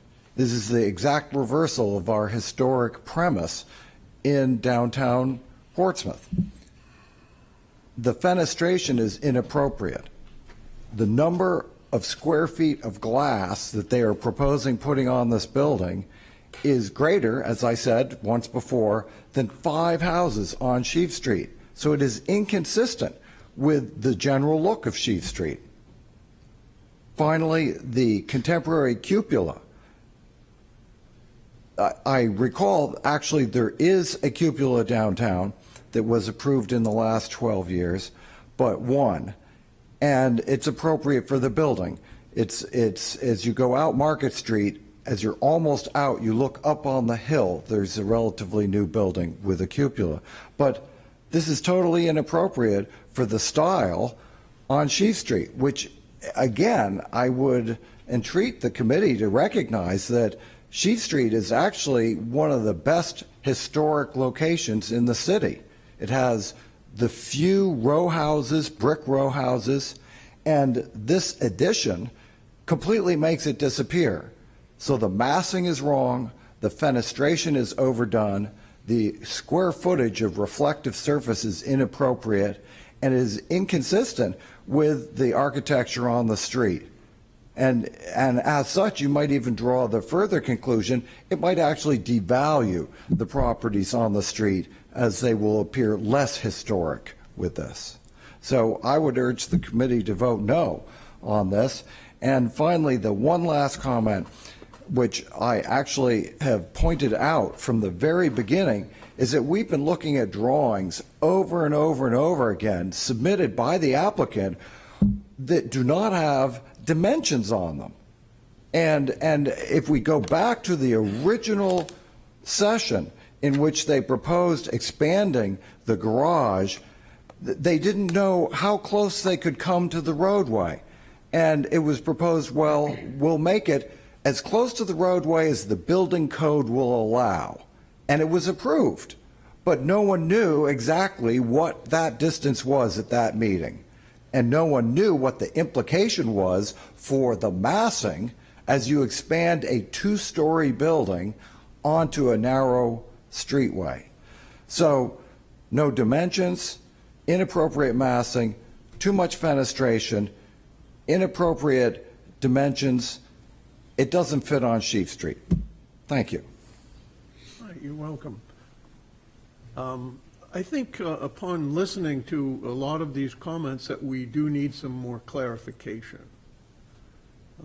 I feel if anybody would make a motion to put this off till next month with the clarification of the previous project, the windows, the siding.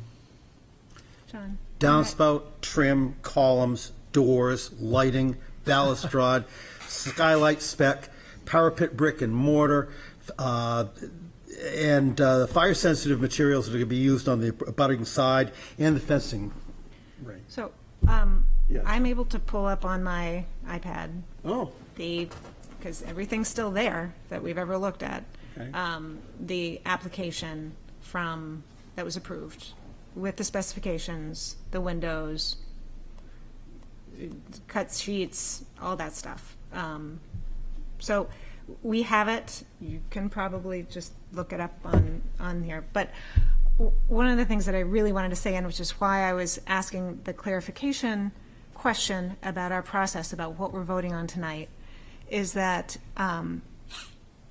we hear and appreciate all of these comments, and whether, I personally agree with many of them, but the fact is, if we were to vote no to this tonight, this would not make this project go away. They could very easily just go back and build exactly what is approved, what they have an approval for. And so saying no tonight just means that that is going to happen, not that we can go back to renegotiating the mass or anything like that. That part's already done. So what we're voting on tonight is the modifications to that pre-approval. It's not, it's just these material changes. It's not the whole project. So I think Yeah, thank you. with, unless anybody else has procedural or, specific questions about some of the details that Mr. Adams listed out that might be missing with this, all we're really voting on is what he has presented in terms of the skylights, the solarium, all those things that he presented. So we can make a stipulation to get a few more pieces of information and details.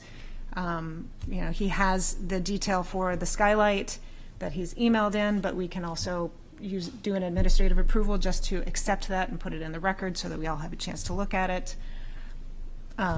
That's how I see the situation tonight. Yeah, we could do that. Yes. I'm. It's true, you haven't closed the public hearing. Oh, okay. I appreciate very much that you bear with me. I know that you are volunteers. I appreciate your time very much. The issue at hand right now is this a new application or is this just a modification of the old application? And I think that you may be headed in the wrong direction here with this. In most jurisdictions, when you have more than 50% change on an application, it becomes a new application. In this case, Mr. Adams has pointed out that virtually every element of the application has changed. The size of the windows, the placement, the cupola, the sizing, the dimensioning that was never placed on the original application. And I think that it's worthy of a further discussion by the Commission as to whether this really is a new application. And in my opinion, as a public, it appears to be an entirely new application. It may be on the same site. And one last comment, if you would be so kind as to just bear with me one more second, is that our goal isn't to stop the process. Our goal, I wrote a letter asking that you expedite the process. No one wants a demolition site in their neighborhood for 1 year or 2 years. The point here is that we are trying to find a structure that is consistent with the rules and regulations and the recommendations that are put in stone by the Historic District Commission. And what has been proposed doesn't appear to apply.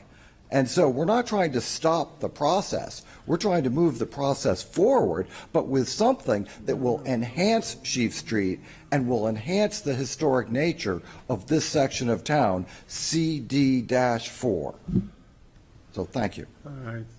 So now I'm going to close this public hearing.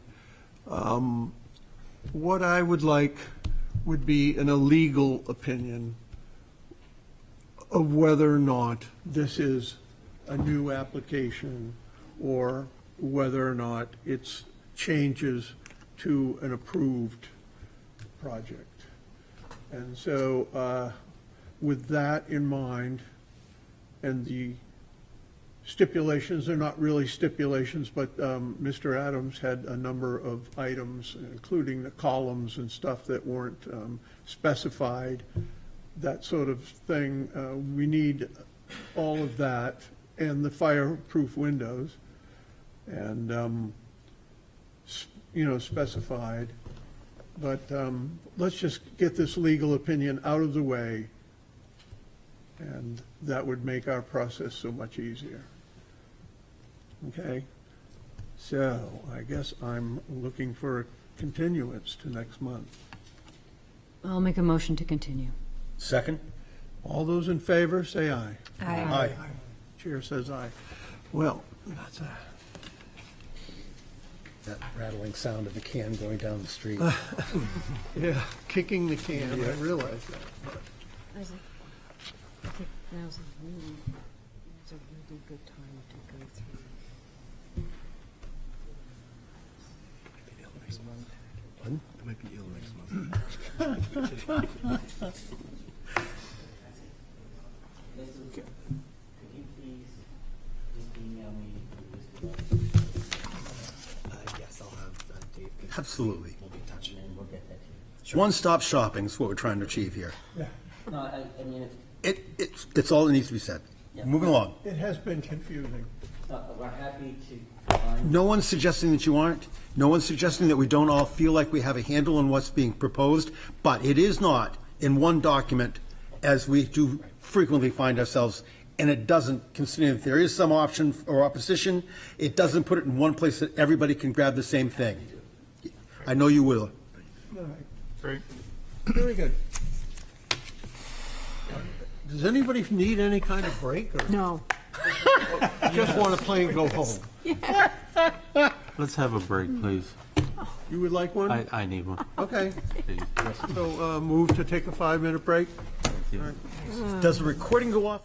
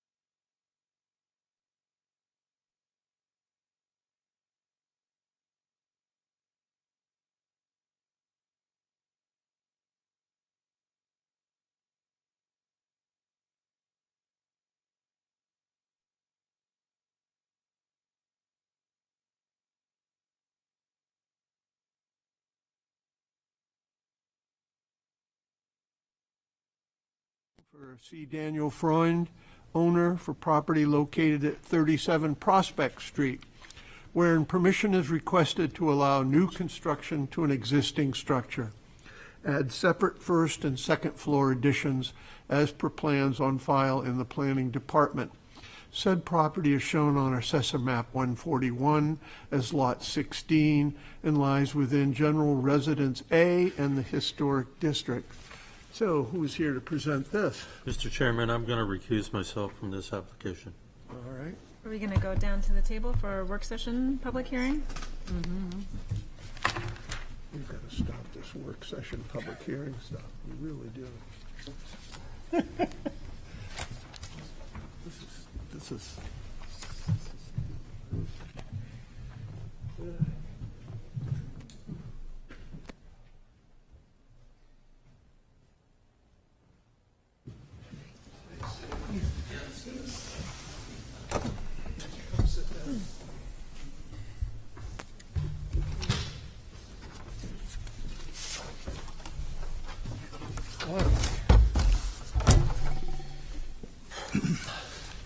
Well, hello, friends. Are you Dan?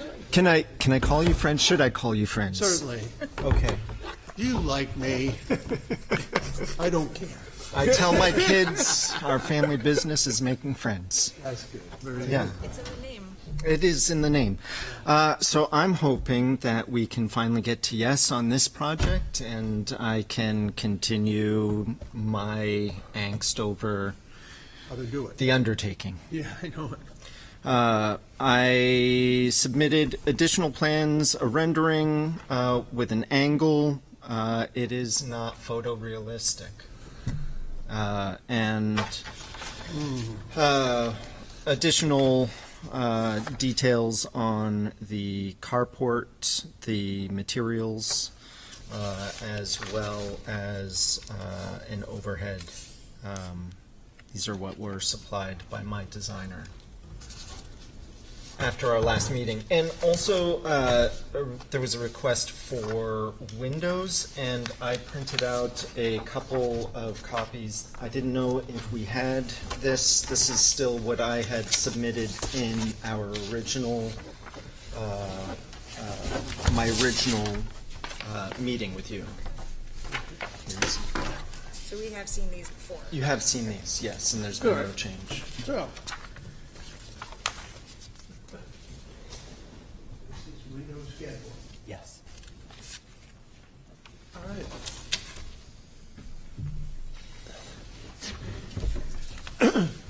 We have questions for the applicant. What,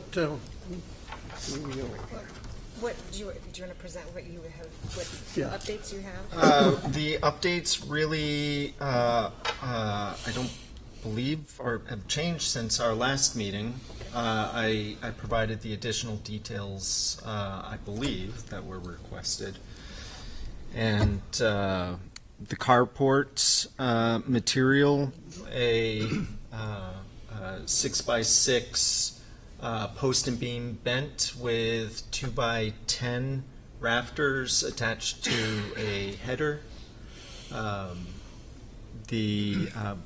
carport extends to a walkout from the second floor barn, and the shed dormer, in order to make that space usable, livable, and code compliant, it does require the shed dormer to extend over that first section of the original barn. So that would encompass about a third of the original barn, not a third of the overall length, once the new second floor is added. are you removing a beam? I know the purlins would have to go, but. I don't plan to remove beam. It is it's just the purlins that would be removed. Which it'll be there. Is there a false wall being built in front of the garage addition to the carport? That is, yes, that's what has been proposed with my designer. kind of a little boomtown sort of thing to give it some sort of other kind of shape? To give it some shape and to contain it as a walkout. This is the section with the flat roof? Yeah. Is what you're talking about? Yes. Immediately in front of the barn on the street side, in that section between the barn and where the carport ends.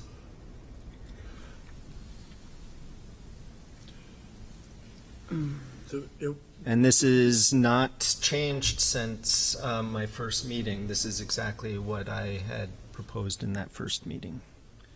just to clarify, the walkout, it's not a deck, is there a railing or, no? That is what it would be a contained space, allow for stepping out. The sun this morning, that Railing? it would have a it would meet whatever height requirements for railing. Yeah. Okay, but would it be a railing or would it be a fixed wall? Just curious. My designer proposed a fixed wall. That's my best understanding, honestly. This is. That's fine, we're just clarifying. Yeah, just clarifying, just wanted to know. If you're gonna have a railing, then we need to know what. Yeah, we need Railing detail. Yeah. My only other question would be on the front of the carport. I noticed the first picture has that half, the triangle, the, on the roof. And then the next, if you go down to the next page, it doesn't have that, so I just. The cross piece is that should be added in. Okay. That to add stability and to contain the carport more. So, Yes? I have held off commenting on this project because as a non-builder, I have found the renderings to be extremely challenging for me to understand, to get a picture in my head. So I appreciate you giving us this rendering the way that it is. And so now I'm finally going to say what I've been wanting to say, but I haven't said, which is I find this incredibly awkward, the whole thing. The carport, it just makes it even more odd. I don't understand why, with the type of changes that you're doing with these structures and the language of the buildings that you have, you then have this shed thing in the front. I mean, you've worked so hard in making these two buildings similar in how they read. They have a lot of the same reference points, and then there's this thing in the front. And I understand that there's a practical reason for it, but since we're a board that deals with design and shapes and function, that sort of thing, I'm having a lot of difficulty with this. And I have a lot of difficulty with the existing structure. It's a mess. I am trying to make improvements on it as best as I am able. The entire process is incredibly intimidating. The process of sitting here in front of you, given what just happened, makes it incredibly difficult for a young professional shifting careers who has lived in the city for a long time, not his whole life, but a fair amount of time, to come in and try to do what people have been doing in this town for hundreds of years, which is they make do with what is presented to them. And I am trying to do that with this property. I am trying to ensure to create something that will allow me to stay in this city. I want to stay here. I want to continue to raise my kids here. Adding living space to this barn is my objective. I have a question on the side. Is that closed in of your carport? The side? Yes, barn board, It is closed in. as it is now. Yeah. I'll just say that it is all awkward, and even the 3D rendering is, you know, all these different shapes and things. But honestly, having gone to the site walk, which was so helpful to see it all in person and to be there and have the permission to go onto your property in the back and see how everything lines up. This is just in general a very awkward property, as you're saying. There have been weird additions over time, and you know, on the back of the house, the carport, funky things that have happened to the barn, but it's all still there. And I honestly see this as just a continuation of the history that this poor little house has gone through, which is just all these little weird, funny additions. And to try and clean it up would be okay, and it would probably improve the look of the property, but it also would get rid of a lot of the history of it. So, I mean, I think that this is acceptable. I can move forward with this because it's just still, you know, part of the quirkiness of this particular house. It doesn't, even the facade doesn't have its, you know, original, you know, symmetrical entry and it's all just been worked hard over its lifetime. So. It's an unfortunate structure. So much has been stripped from it. Yeah. And I'm working with what had essentially been hacked at. And I love its location. Yeah. I am incredibly blessed to live where I live and to have my kids there. Doing what's best. It's a difficult process. This is incredibly intimidating. You're intimidating, but I think we'll be friends in the long run. No, that's the point of the whole thing. He's actually not intimidating. That's the first time I looked at you. But He's the nicest. to continue, it's a difficult process.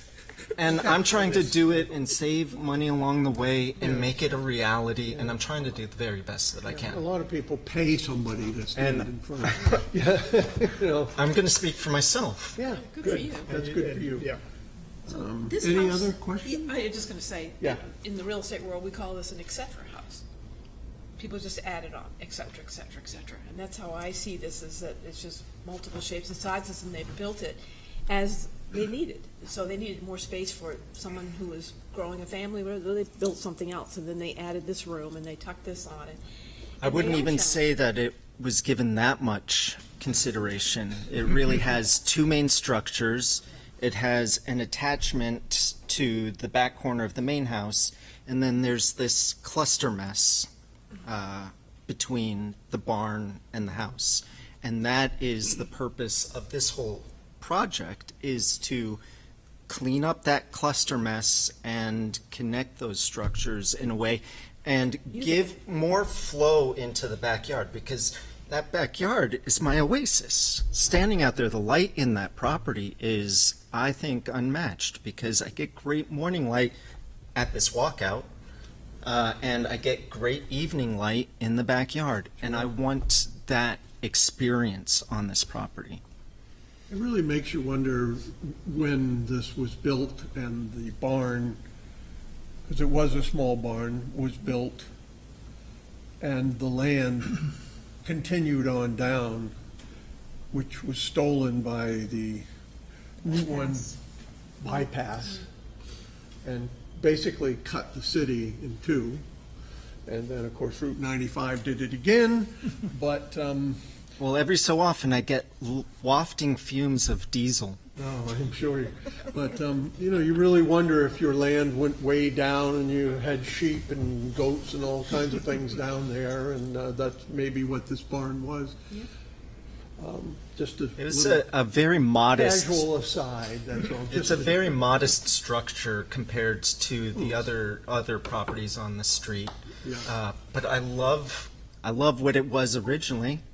I love its asymmetry. If you look at the front of the elevation of the main house, it's asymmetrical. One side is slightly wider than I like little details like that. And it does still have good bones, but it's going to take a lot of work to get there. And I see this as my first step to making it viable, because if I can have a space that I can live in, I can make those slower renovations to the main house. Okay. So, what have we done for siding? What's you're using barn boards on the carport? And in our early meetings, I used vertical barn board on the new extension to call that out as separate from the original barn. Cedar shingles on the barn itself. Okay, we have the window schedule. Does anybody else have any other comments or questions? I'll open it up. Public hearing. I think you've done a good job and have worked hard to try to make it functional and bring it together.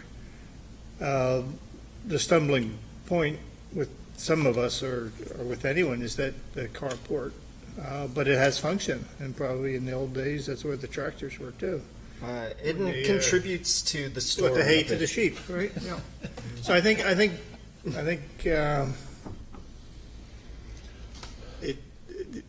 what you have done is continued its quirkiness, continued its angles, and I think it's successful.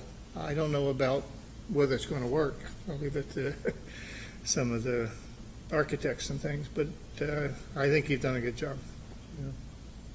I'm happy you are closing in that little bit on the front of the carport, because one thing you might not realize is how many connectors that are going to be required by our city building inspector. And they're all bright and shiny. And so that kind of takes away from some of the fun of, your rough beams and such, when you got all this stuff shining at you. So I'm going to close, I'm going to open this up to the public and see if anybody would like to speak about this on Prospect Street.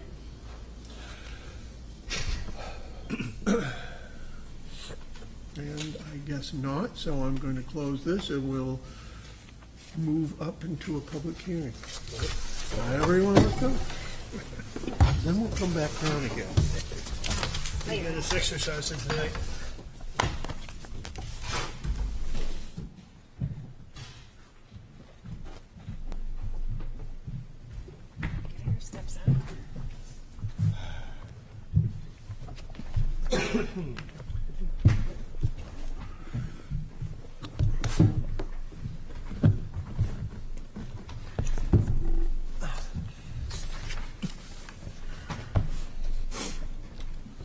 Okay, this is a public hearing requested by C. Daniel Friend, owner, for property located at 37 Prospect Street, wherein permission is requested to allow new construction to an existing structure.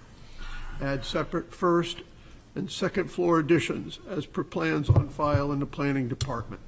Said property is shown on Assessor Map 141 as Lot 16 and lies within General Residence A and Historic Districts. Who here is to present this? So if this is a culmination, so you pretty much have to go through the whole project. Well, thank you. I'm Dan Freund. I'm the property owner. All righty. And do I have to present, do I have to say anything other than? Give an overview of what you're doing. Yeah, give an overview. You've seen it. The general overview is I have two main structures, a barn and a house. I am seeking to reconfigure the way those two structures are currently connected. It is an unfortunate mess. I'm trying to clean that up and make it livable, extend living space into the barn structure. I've proposed pulling back the carport about a foot to 18 inches just to highlight the corner of the original house. I propose a walkout over in front of the barn and extending the existing mudroom approximately 5 feet to meet the corners of the the barn, the house, and to step into the backyard.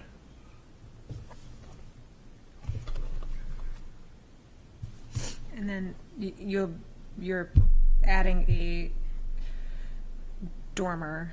Adding the dormer and adding the second level over what is the existing garage extension from the barn to allow for stairs and a second floor bath. Okay. And the addition on the barn. And the addition on the barn, which would constitute approximately 1/3 of the existing barn, but will not remove any significant beams in the structure.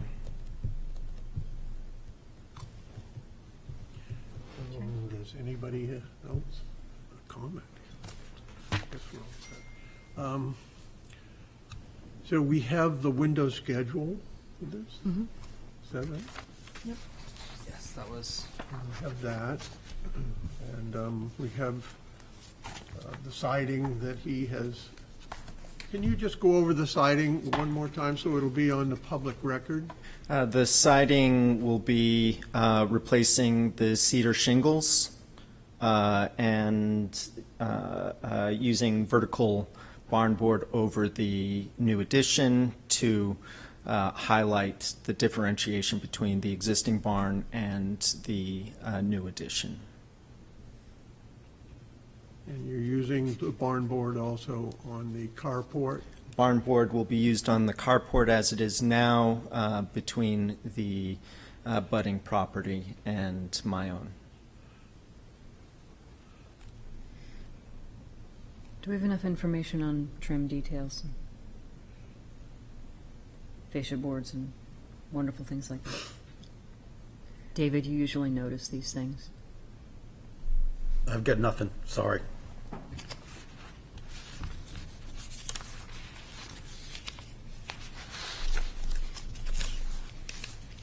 So the windows themselves, are these new construction windows? Yes, they would be there. What's the date of that, of those plans? This is April. Yeah. So you're going to put flat casings around these windows? And they're going to have historic window sills, which is essentially just a little bit thicker window sill. At an angle, yes. Yeah.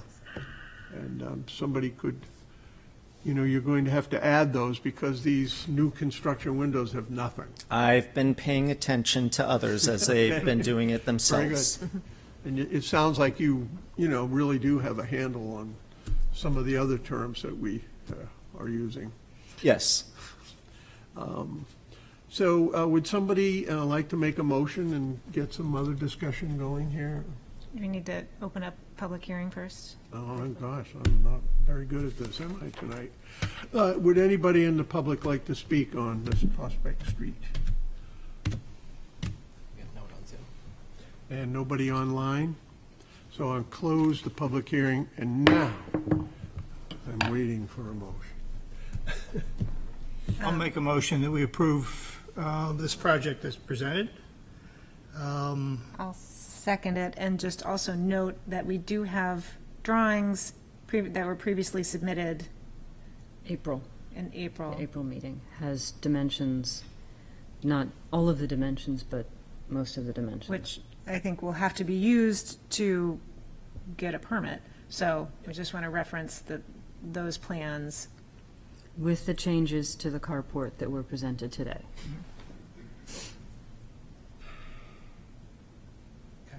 Okay, so she's referencing. And I think it preserves the integrity of the district. I think it's complement and enhances the architectural and historic character. And it's consistent with special and defining character of surrounding properties. I'll just add that it's consistent with the defining character of this particular property, which is, as I said before, is just a conglomeration of all sorts of different add-ons and things. And so I think it is consistent with itself and it preserves the history of all these different changes. Yes, David? I would like to start out by saying that I really cannot support this application. I find it, as it's developed, I've obviously had concerns before. This model that we're looking at tonight sort of helps that a little bit. I never understood the connection of the first floor addition, I don't know what it is, a sunroom, back entry to the barn. I never saw how that worked with the roof of the barn, and now with this box that's on the top, I can see how it conceptually works, but I find it an unnecessarily complicated structure, an unnecessarily complicated design. I don't believe that it blends in well with its neighborhood. I think that this property has, I don't know, 5, 6 different elements combined together, whereas the rest of the properties on the street, you have 2, sometimes 3, if you count the new piece on the corner.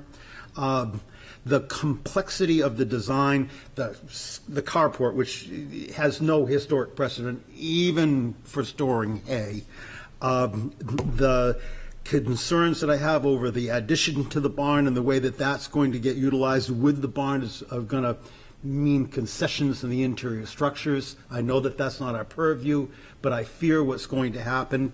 I don't see this as cleaning up the site. I don't see this as making this building feel more compatible with the other buildings around it.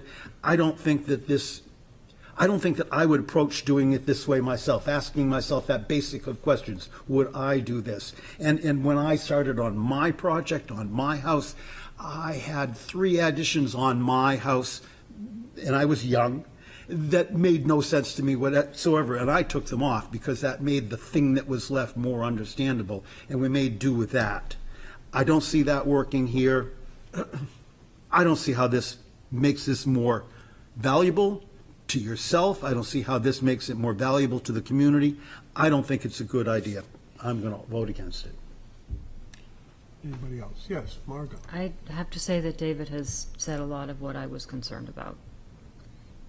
I would approach this differently, but I'm not the owner.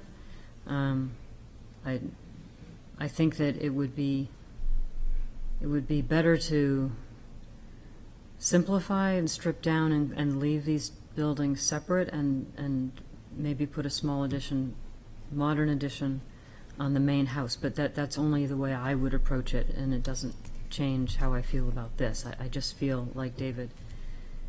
Well, I won't repeat what you said because you said it. Okay. Yes.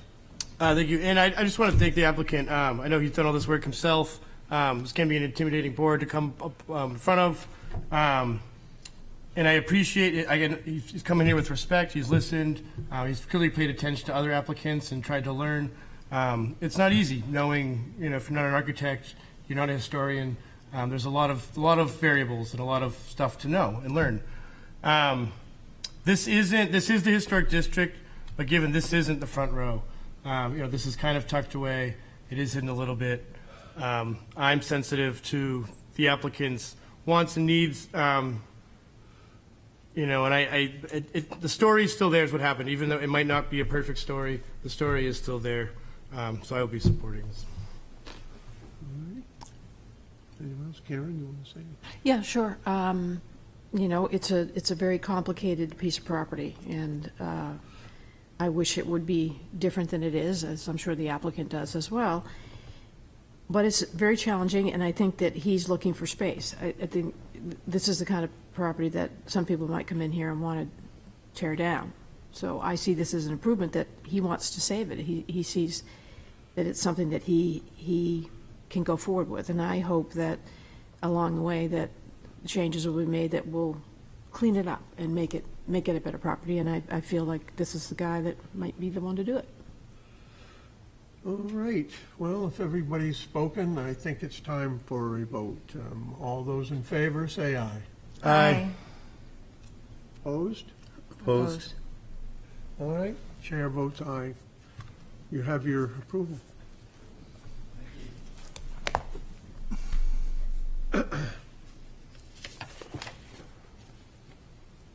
Petition of Michael B. Myers and Stephanie G. Taylor, owners, for property located at 700 Middle Street, wherein permission is requested to allow the installation of rooftop mechanical equipment with solar panels as per plans on file in the planning department. Said property is shown on Assessor Map 148, Lot 29, lies within General Residence A and Historic Districts. So, who is here to present this?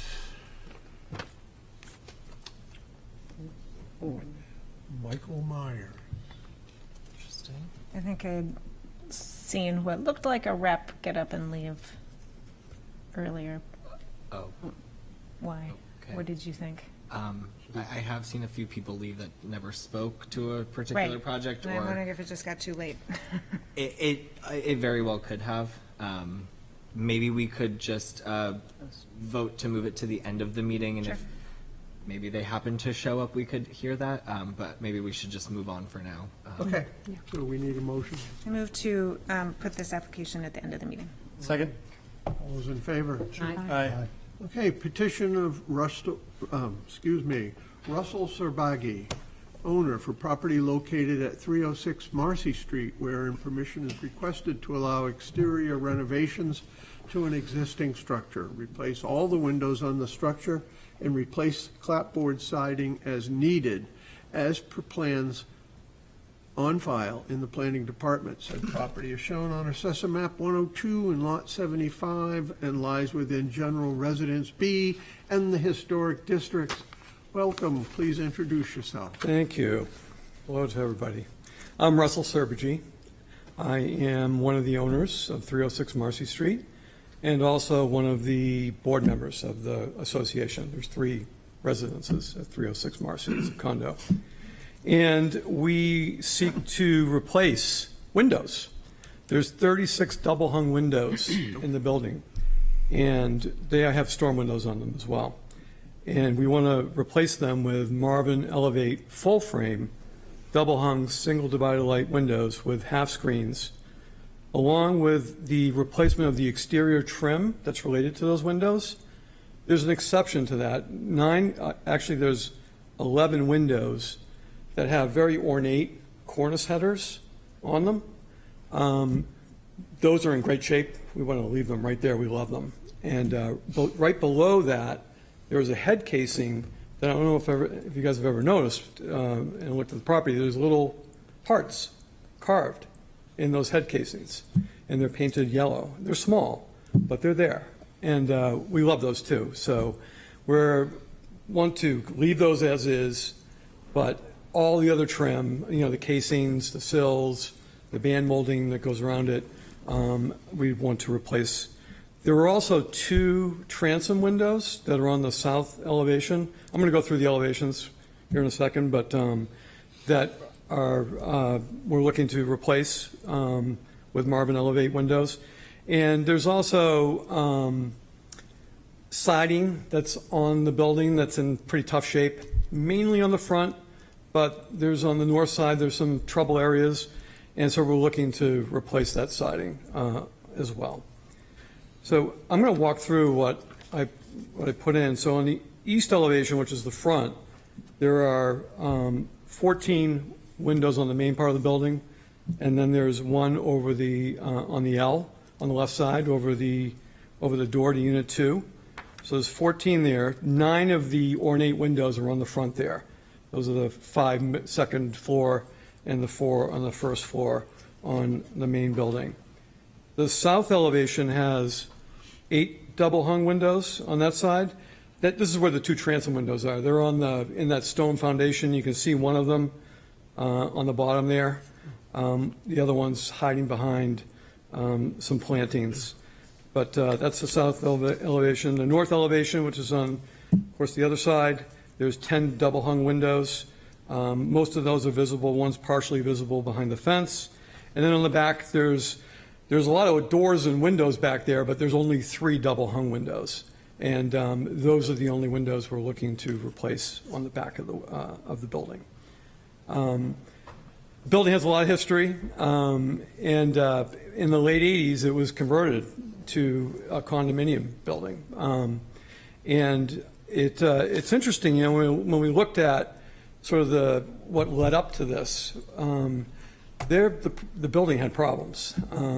There was 3 notices that came from the city about broken windows and vandalism, and found a photo in the files, and that's in I think it's the next page over. But I showed one of the notices out of the 3 of the broken windows.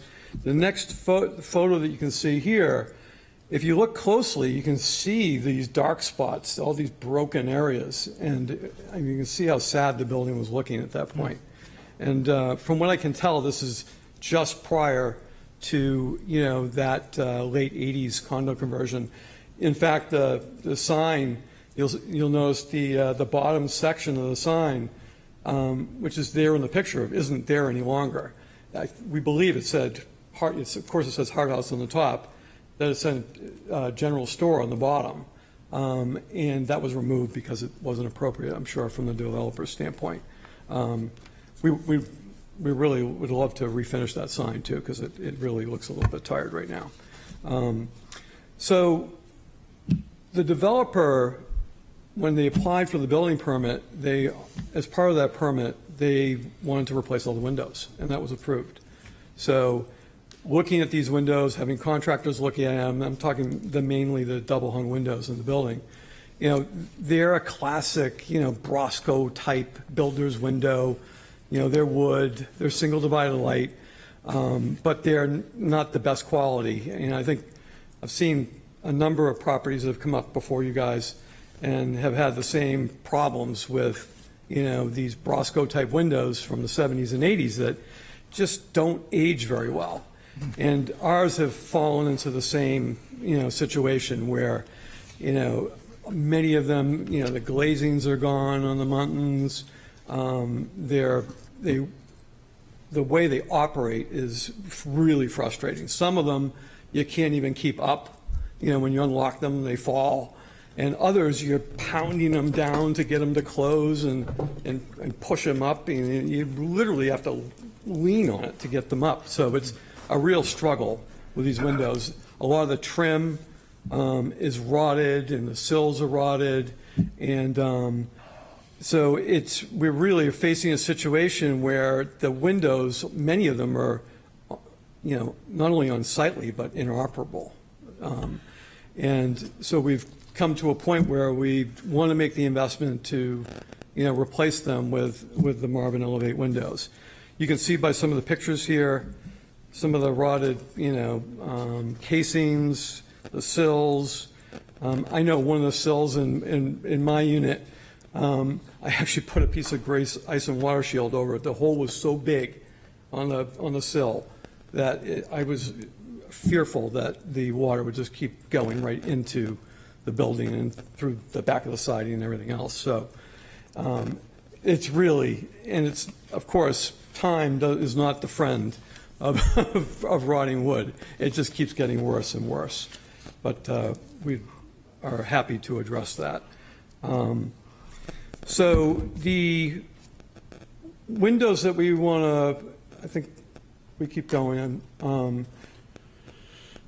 So the 36 windows are, you know, the Marvin Elevates. They're full frame, so these are not replacement windows. We're going to remove all the trim, you know, put the full frame window in. They're going to look, you know, relatively like the ones that are there now. You know, the sizing, because we thought about replacement windows, but we didn't like the idea of that. We think that's not the best way to go. We think this is a better approach. You get more of the full, you know, window, and it should match up a lot better to the existing ones. So we think that's the right thing to do. And we want to replace all the trim, except for the areas that I talked about, and we're going to basically match it. You know, the band molding, we'll probably have to have milled, but we might be able to find it. We want to use a species of wood that will, you know, do well in a coastal environment like this. And so we were thinking, you know, either a mahogany or a cedar type of wood, instead of perhaps, you know, what was used pine in the past, which doesn't typically hold up too well. The sills, so the sills vary in size. They go from about 1 1/4 inches to 2 1/4 inches. We think the 1 1/4 ones were the ones that perhaps the developer replaced, when they had to, and that the thicker ones were maybe the original ones. So we like that thicker profile. We think that's more the historically correct way to go. So that's what we'd like to do. We're thinking that 2-inch area, and using that just good quality of wood, and we'll paint those. And by the way, I didn't mention, I'm sorry, that the window color, we do want to make all black. We've seen that used successfully in a lot of properties. I know some on South Street, I've seen them around. They look great. We really love the black. So we'd want them all so that you would see from the outside, everything would look black from the, the actual sashes, right, and the jambs and things like that. And then we would paint the trim, the casings and the band molding, and the headers and stuff like that. We're not sure yet if we're going to paint the, this existing color, or if we're going to do something different yet. But let's see what else. Maybe I should stop for a second and see if you guys have some questions. Good. I'll just. Do we have any questions? I do have a question. Yeah, sure. It all looks, there's a lot that you've done, so a lot of background, so thank you. Like, it just is very interesting for us to read, and it's helpful.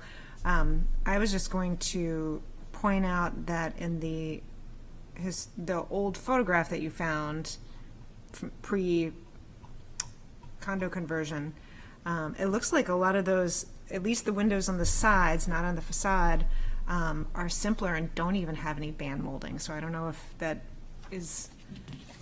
Yeah, the one that has that, let me get like that. on the side, on the side elevations. And I don't know if that's something that would be appropriate. I'm looking to our builders here who worked with historic houses. That big window that's on the side that's not there any longer, is that the one you're Right, looking but at? above those, Yep. those. That there's no band molding. Right. Ah, So, in my opinion, sometimes that added band molding is just more area for rot. Yeah. So, keeping it simple might be better, but I'm just kind of throwing it out there. yeah, I think it's a, I just would like to, just comment on your comment. Primarily, that band molding was to get the casing out as far as the clapboards, because in a lot of these, and David would know more about this, but the windows were put right on the framing, Yeah. and then the sheathing went up against them, and then they put the band molding. Does that make any sense? It does indeed. That was a practice that was pretty much adhered to until the time of the Revolution. There was a bit of a transitional period, but then what's funny is when we emerged from that, the idea of sheathing the entire house in one fell swoop without having to fit around the windows became the pattern. They would cut the big square hole and then push a whole window unit on. But being traditionalists, the carpenters would still add the bands to it that they used to use just to hold the clapboards back. So we saw that continue up until, probably 1860s. That was not at all an uncommon thing. Now, looking at the store here, I can't speak with any certainty other than Red McNabb did an awful lot of work on the building. It was his and his brother's store back long ago. And some of the windows on the less presentable parts of the building were probably replaced with regular square casing windows. It was, back in its day, a pretty fancy house. To consider that the front windows on this had all of those features is pretty understandable. This is a curious building in as much as that little gambrel that you see in some of the rear photographs is actually the original building, and that the 3-story federal thing was built on the front of it. So it's got all kinds of different time periods built right into this, along with its history. The idea of redoing this building, as you suggest, without bands at all, might save the applicants some money and certainly wouldn't be at all inappropriate. But I would just make that a matter of taste. I will say that when you see really fancy houses and they do fancy windows up the gable ends, they'll even dress out the window in the gable of the attic just to keep it consistent. So there was a desire for consistency and uniformity, but from the front to the back of the house, not always so much. Yeah. And these bands that were used in the 1980s, they were off the shelf. These look like off-the-shelf ones. Off the shelf. What was typical of this would be an OG profile or something, which if you were to make it out of an exotic, it might hold up better because they do take a beating. Yeah. Okay, would anybody in the public? Well, hold on. What's that? Oh, I'm sorry, I didn't. I No, opened it's up a okay. whole I box. didn't even Yeah. think to look. I was just looking at the specifications, and it says stone white exterior. Yes, that, we want to do black. When we got this first quoted, we thought we were going white, so. I'm just pointing out to you that what's here is not what you wanted. Yes, thank you. Okay. Exactly. So that will just need to be updated for what they actually want. Yep. Okay. And also, the screen situation is rather vague on the Half screen. specifications. I don't Definitely get- have screens, yep. Okay. Go ahead. Okay, Would storms go away? Absolutely. Okay. that's too bad. All right, would anybody in the public like to speak about this? The Hart House or McNabb's General Store, which I used to go into also. Before our time. Might have been We across remember the Red street. McNabb. Yeah. Okay, I'm going to close this. I'm looking for a motion.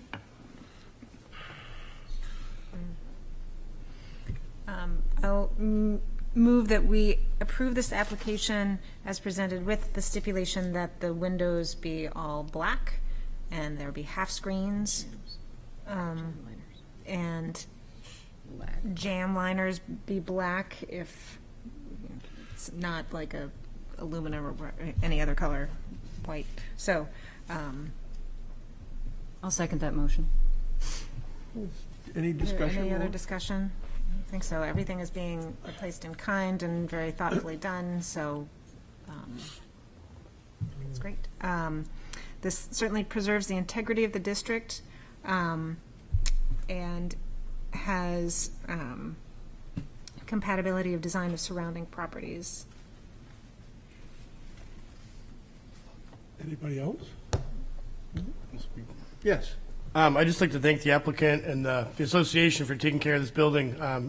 Any building that has a name in Portsmouth obviously is very special to our historic district. So I just want to thank you for preserving it and keeping that history. Yeah. Thank you. But not just a name. Calendar, right, the sign? Yeah, yeah. Not just a name, but heart carved onto the, to the casing. I know, it's amazing.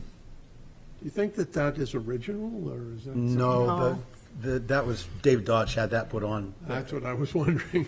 Oh, okay. I thought you might have done that. No.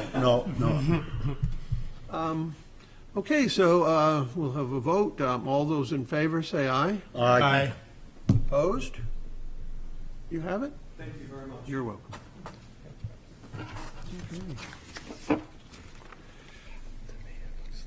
So the petition of Lawrence C. Barr and Donna Novelli, owners, for property located at 39 Chauncey Street, wherein permission is requested to allow the installation of rooftop mechanical equipment, solar panels, as per plans on file in the planning department. Said property is shown on Assessor Map 134, Lot 31, lies within General Residence A and the Historic District. So who is here to present this? Good evening. My name is Kayla Harding. I am the Sunrun sales rep, talking on behalf of my customer here, Larry Barr. All right. And forgive me. Can you pull I've that, never done this. the microphone closer to you, or maybe This the one? other one? This might one? Test. Yeah, it's this Thank one. you want me to say that again? Because I can. Old ears. Okay. My name is Kayla Harding, and I'm the Sunrun rep representing for Larry Barr tonight. Just tell us basically What what's do we happening. got? We are looking for approval to install some solar panels on Mr. Barr's roof. He is in the historic district, right on the edge, though. All of the permits have been submitted, and they just requested that we get the approval from you guys. We have had approval in the historic district already over on South Street. Isaac remembers that gentleman's name is Gary something. That wasn't my client, so I don't remember offhand.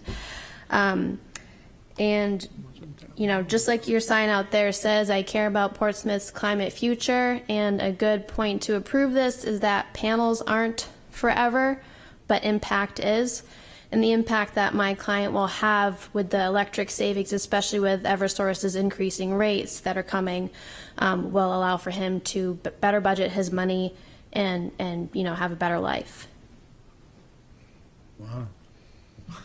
And also, just in Portsmouth in general, we do have 13 customers that have already been installed, just only one other that I know of that's already installed in the historic district. I think that's all I have to say. Sorry, I don't know what I'm doing. Questions for this young lady? Anybody over here? Do you have an example of what the panel itself will look like? I don't see a Yes, I do. photo. It wouldn't have been submitted to Isaac's notes, but I can come. May I approach? Sure. I mean, I guess I just wonder, you know, is it all black? Does it have like? Yes, the newer panels are black on black. They have a nice skirt on the front, so you don't see underneath them, like a lot of the older systems, which you can see underneath. Those ones are blue with grids. Yeah. The older ones are also about 4 inches plus off of the roof. Our panels are a lot closer now, so That's fine, as long as it like there's no grid or anything. If it's just all solid And black. I don't know if you could see from there. Yeah, not really. Okay. That's okay. Also to note that Mr. Barr's house is on a street that doesn't get a whole lot of traffic. The other install that's closer to here is over on Sherburne, which has a lot of through traffic, and it's a lot more highly residential as well. There's only a few houses on his street, and there's not a lot of people that go over there. Is there anybody else with questions? Is there any wiring or connection materials that go up the side of the building? There is conduit that does connect the panels down to the inverter, but it is optional of where to put that. So if you guys had a preference on which way that would go, we could certainly do that. Some customers do opt to have that go through their house, like especially if they had a center chimney that was just for venting, or they will specifically say it can run a certain way. So we can certainly accommodate that if that's a preference for you. Yes, Martin. Does your company have the ability to sort of provide a 3D rendering of, you're showing photographs of the house? Not to my knowledge, but I can certainly inquire. Yeah, that's something I would ask of any applicant, because solar panels are, for me, are a big ask in the historic district. Yeah, that's how they look. Yeah. I do get that opposition a lot doing this job, and I totally get it. And especially, obviously, it being in a historic district, it's a little more of a sensitive subject. And I say that to say that, obviously, again, I pointed out his street is on the edge of the historic district, and it's not a commonly used street.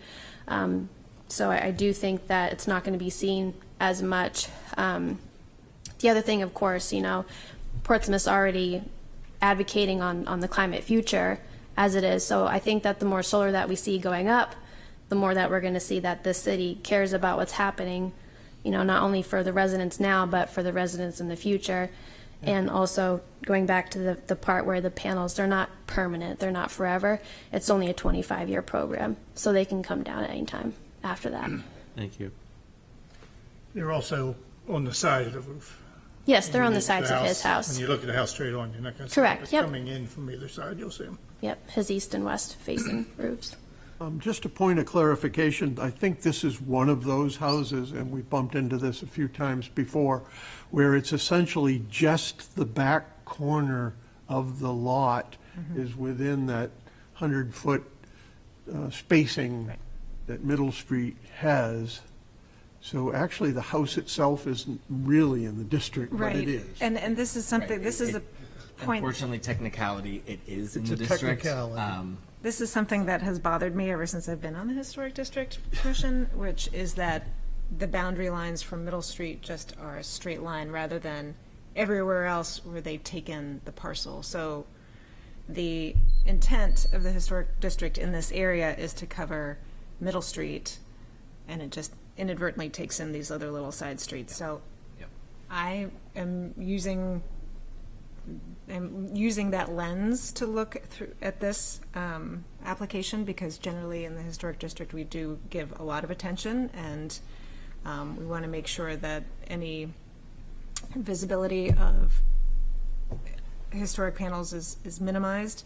But in this case, you know, this house is really just kind of just barely in it, and so I'm going to be able to easily support this application. Righto.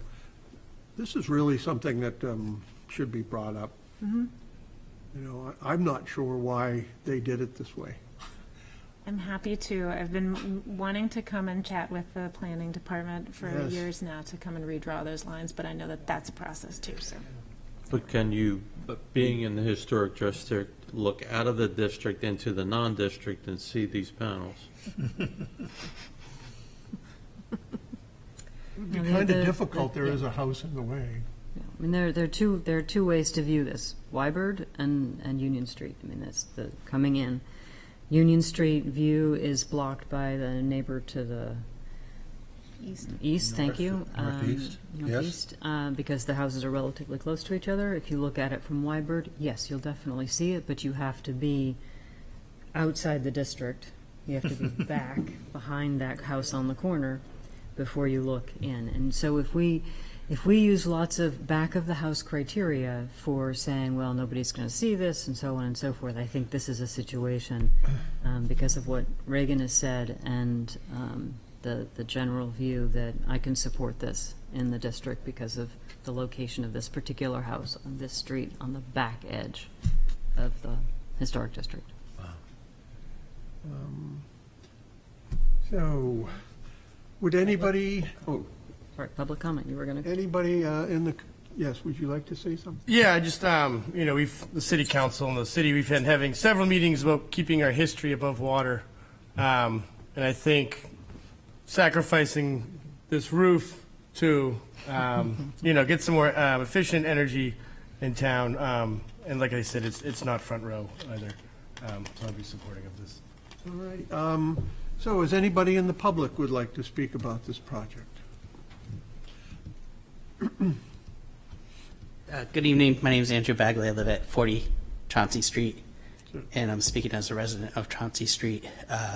There's only 6 houses on our street. It's such a small street that the fire department uses it as a test for new recruits to make sure they know all the streets in town. So I think that speaks to the amount of traffic. Our side of the street, except for Steve and Karen, who are a tiny bit of their houses in the HDC, is not in the HDC. And we look directly on the side of the street that is kind of by accident in the HDC. So we're just here tonight to fully support this. You know, the character, if you talk about the character of the street, I could put solar panels up tomorrow and not have to come before you. So I think in this unique situation, it's not really fair that they wouldn't be able to do solar panels, and I would be, because our houses are about 20 feet apart. Mhm. Thank you. Thank you. Anybody else? Anybody online? Nobody's online? I'll close this public hearing and look for a motion.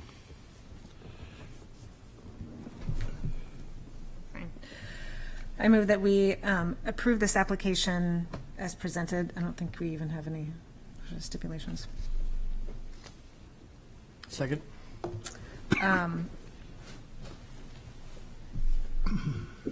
This really is, this is hard to do because this thing really isn't in the district. It is compatibility of innovative technologies.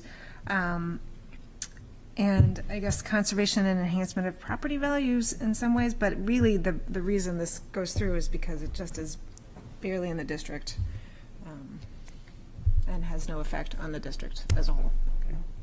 You could say new technology. I did, but that's the second, that's for review criteria. Anybody else like to make comments or concerning their?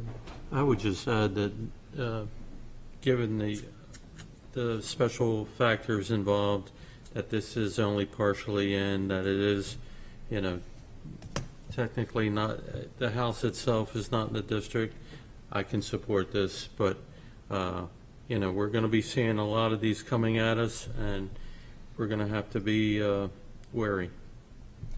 All righty. So, I'm going to call for a vote. All those in favor, say aye. Aye. Opposed? Okay, you have your motion. Throwing So we caution have to the wind. a couple work sessions. Was there somebody else that we put off that was going to come through, or? We did, That was a- 700 Middle Street. Another solar panel. Another solar panel, yeah. is anybody here for 700 Middle Street? Okay. Should we move to? Should I We should postpone it to, I move that we postpone it to next month. Yeah. And also request, if, I don't know, if you can talk to them, some renderings of what it's going to look like, which we're missing in that application. Second? All righty, so we're going to go We do have- down. I'm going to read it now. John, we have to vote. No, I think that was just a. We have to vote on the. We didn't. Oh, we I do? moved. She moved on the postponement. Yes. We're voting on the postponement. Okay? So all those in favor, say aye. Aye. Opposed? All right. And this work session, old business, Now we do work sessions. requested by John Galt, owner for property located at 14 Market Square, wherein permission is requested to allow new construction to an existing structure. Add rooftop addition as per plans on file in the planning department. Said property is shown on Assessor Map 107 as Lot 29, lies within Character District 5 and Downtown Overlay and Historic Districts. Let's go down. I will be recusing myself. I think you should. Why? John, bring that because we have another work session right after, so you guys can stay down there. Thank you. You're looking after me. Good evening. Hello.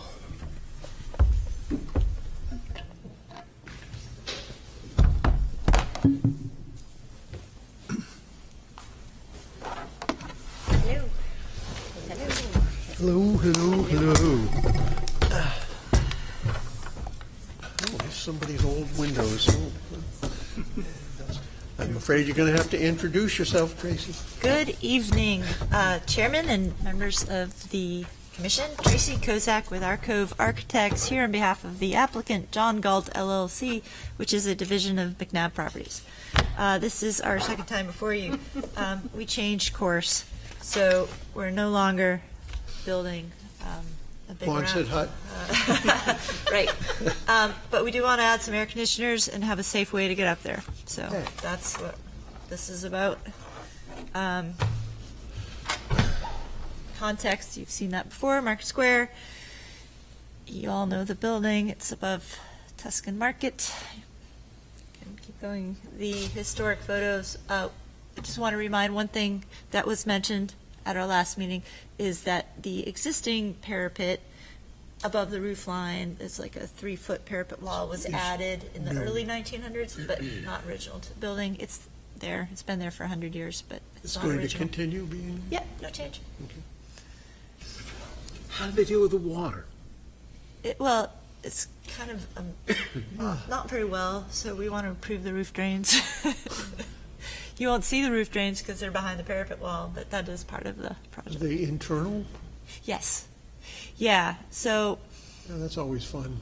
there's a lot of EPDM glue that's holding it all together. Yeah, so right now the hipped roof comes right into, so the parapet's here and the hipped roof comes here, and they've put some roof drains, and there are crickets against the parapet wall, which is a terrible way to do a cricket, really, and it's, so Okay. I'll explain the roof drains a Yeah. little bit.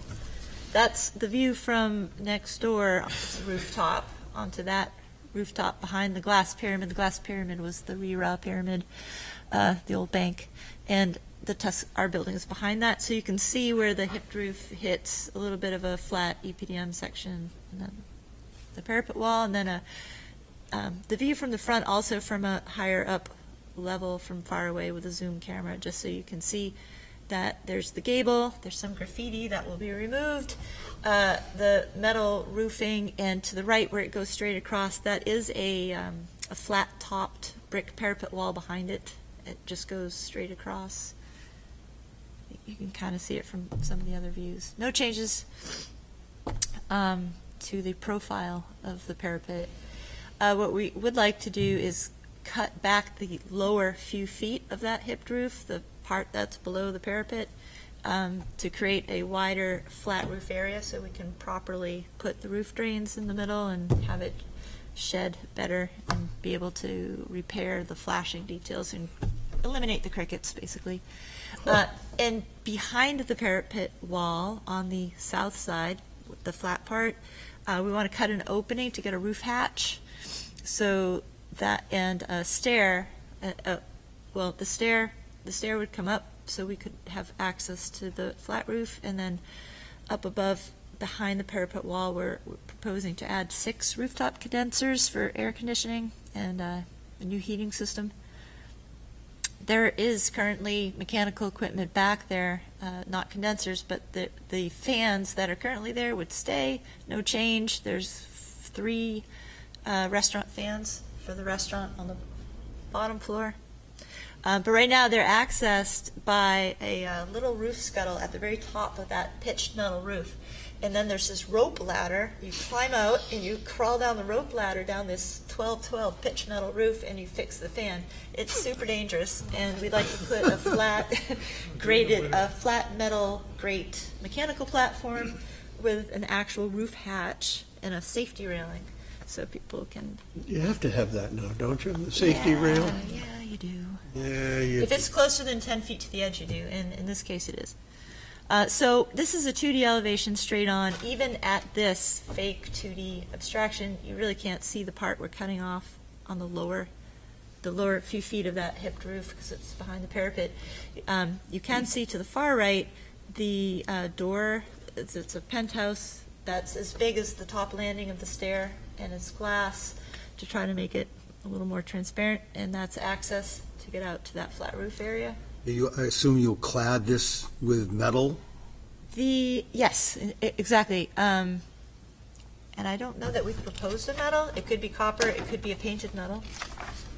You don't really see it, so it could match the metal roofing, or I don't know. It's not an uncommon yeah. thing to just use the roofing Same material. roofing metal. Yeah. Yep. Under the heading of why introduce yet another thing. That You're really would make not sense. trying to do that. Yeah. Yeah, that would make sense. That is the existing demo plan, so you can see the portion of the roof behind the parapet wall, the sloped gable roof that we need to cut a hole in to get the roof hatch and stair access. Wow. Yeah. Did you ever know there were windows back there? Yeah, no. You can't. You really can't see it from anywhere, but they're there. It's yeah. And this is the proposed. So we're just, typical kind of catwalk. So you're going to make a rack to put the air conditioning units on. Yes. So what are you going to make the rack out of? It is steel metal grate. It's about 1.5 inches thick, and it would be supported by small sections of structural steel. Yeah. Probably about a 6-inch wide flange with some 4x4 posts, 1, 2, 3 posts. Is it going to need maintenance? It will need to be galvanized galvanized metal. Should last a while. Everything needs maintenance. Well, I guess, but we're talking about whether it was going to get painted or something like that. Thank you very much. It could certainly be, you know. Or it you have probably to should go be down the painted. rope ladder. It's your punishment. No rope ladder. No rope ladders. So I just have a question. I'm not, maybe I'm not saying it. When I'm looking at the front elevation proposed and looking at the couple doors or something that's in this stairwell penthouse addition, then is that way back when you look at the side elevation? Yeah, That's way back It's by the- way back. It's not 20 well. feet? What's way back? It's probably 70 or 80 12 or feet. 15 feet back from the parapet wall. Wait. You can Is see this, the roof. There's a roof is this line. it right there? No, oh no, that's the back of the building. boy. No, we're not touching that. The only thing we're touching is on that drawing up on the screen on the right. That's proposed. To Yeah. the right of the right side chimney I see. is that box. That's the box we're adding. I It's- get it. I was on the Yeah. wrong page. You know, I Oh, see okay. it here. Yeah. I feel like such an idiot. Well, no, it's impossible to see that. I had to go into drone photos to put this together to figure out what's there because you just can't see it from the road. What you're saying is you didn't go down the rope? With a camera? Trying to avoid that. Yeah. Okay. Yeah. Sorry. So that's it? That's as far as what we're really looking at is the Well- exhaust fan, I mean, the fans and, Yep, and the last page are some 3D street views. So there you go. So you can't really see it. You can see just the very top fascia of that stair thing from far away if you really look for it. From the bottom left view is the only one that you can see it from far away, and that's from the front of Popovers. You can just barely see it to the right, but it really doesn't change the roof line. That's the same roof line that's there with the wonky parapet wall that goes sideways. is it just a door? It is. It looks like it's got a couple windows. It's a door Is it? with two sides. Yeah, so it's a door, and then there are two side lights next to it. Okay.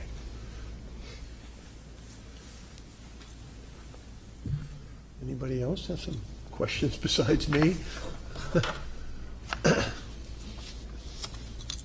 Just looks like some mechanical work, I mean, and some platforms. I wish you were putting architecture up there, but that's just me. You could have brought an engineer in for this. You could have flooded us with too much information on the HVAC equipment. We need CFM. so- I will need to get the actual machines for you. I don't have that yet, but they'll be approximately that size in that space. But we don't need to, know all You the don't need to. engineering, how they great. do at 10 degrees. and- What does removed portion of sloped roof mean? That's where we're cutting the hole for the roof hatch. That's the hatch, Yeah, not the so- staircase. This is behind the staircase. This is the So hatch there to are replace two the... staircases. Got it. There are two. There's the staircase from third floor to roof, which is in front of the brick gable parapet, and that's underneath the sloped metal roof that's currently there. Once you get up to that little penthouse, you turn left, and then you go into a stair that's in the attic behind it, which does a U-turn, and then That cut brings the you hole, up to that's the other hatch. elevation. So you get to the top of the attic stair, you have to open a hatch, and you are level with the new catwalk and railing. Excellent. Thank you very much, because this, as you can imagine, we've never been up there. This is just all mystery. It's a mystery. It's like a hidden universe back Yeah. With ropes. Yeah. Yeah. Okay, any other questions for her? And just the front part is this not going to be like, outdoor dining or something on the roof, or is it just, no. Umbrellas? Yeah. There's going to be a couple of roof drains and maybe some plumbing vents, but they'll all be Potted palm trees. below the parapet. Okay. This, Okay, would anybody in the public like to speak concerning this project? Nope. Nope. Okay, so I'll close this down, and I would assume you'll be back for a public We'll hearing. come back next month for public hearing. Yeah. Yep. Motion to close the work session then. All right. Second? All those in favor? Aye. Opposed? And we still got Novacure? Yes, that's it. Yeah. Thank you very much. Thank you. Bye-bye. Work session requested by Novacure Incorporated, owner of the property located at 64 Vaughn Street, wherein permission is requested to allow the installation of animated direct illumination signage as per plans on file in the planning department. Said property is shown on Assessor Map 126 in Lot 1 and lies within the Downtown Overlay Character District 5 and Historic Districts.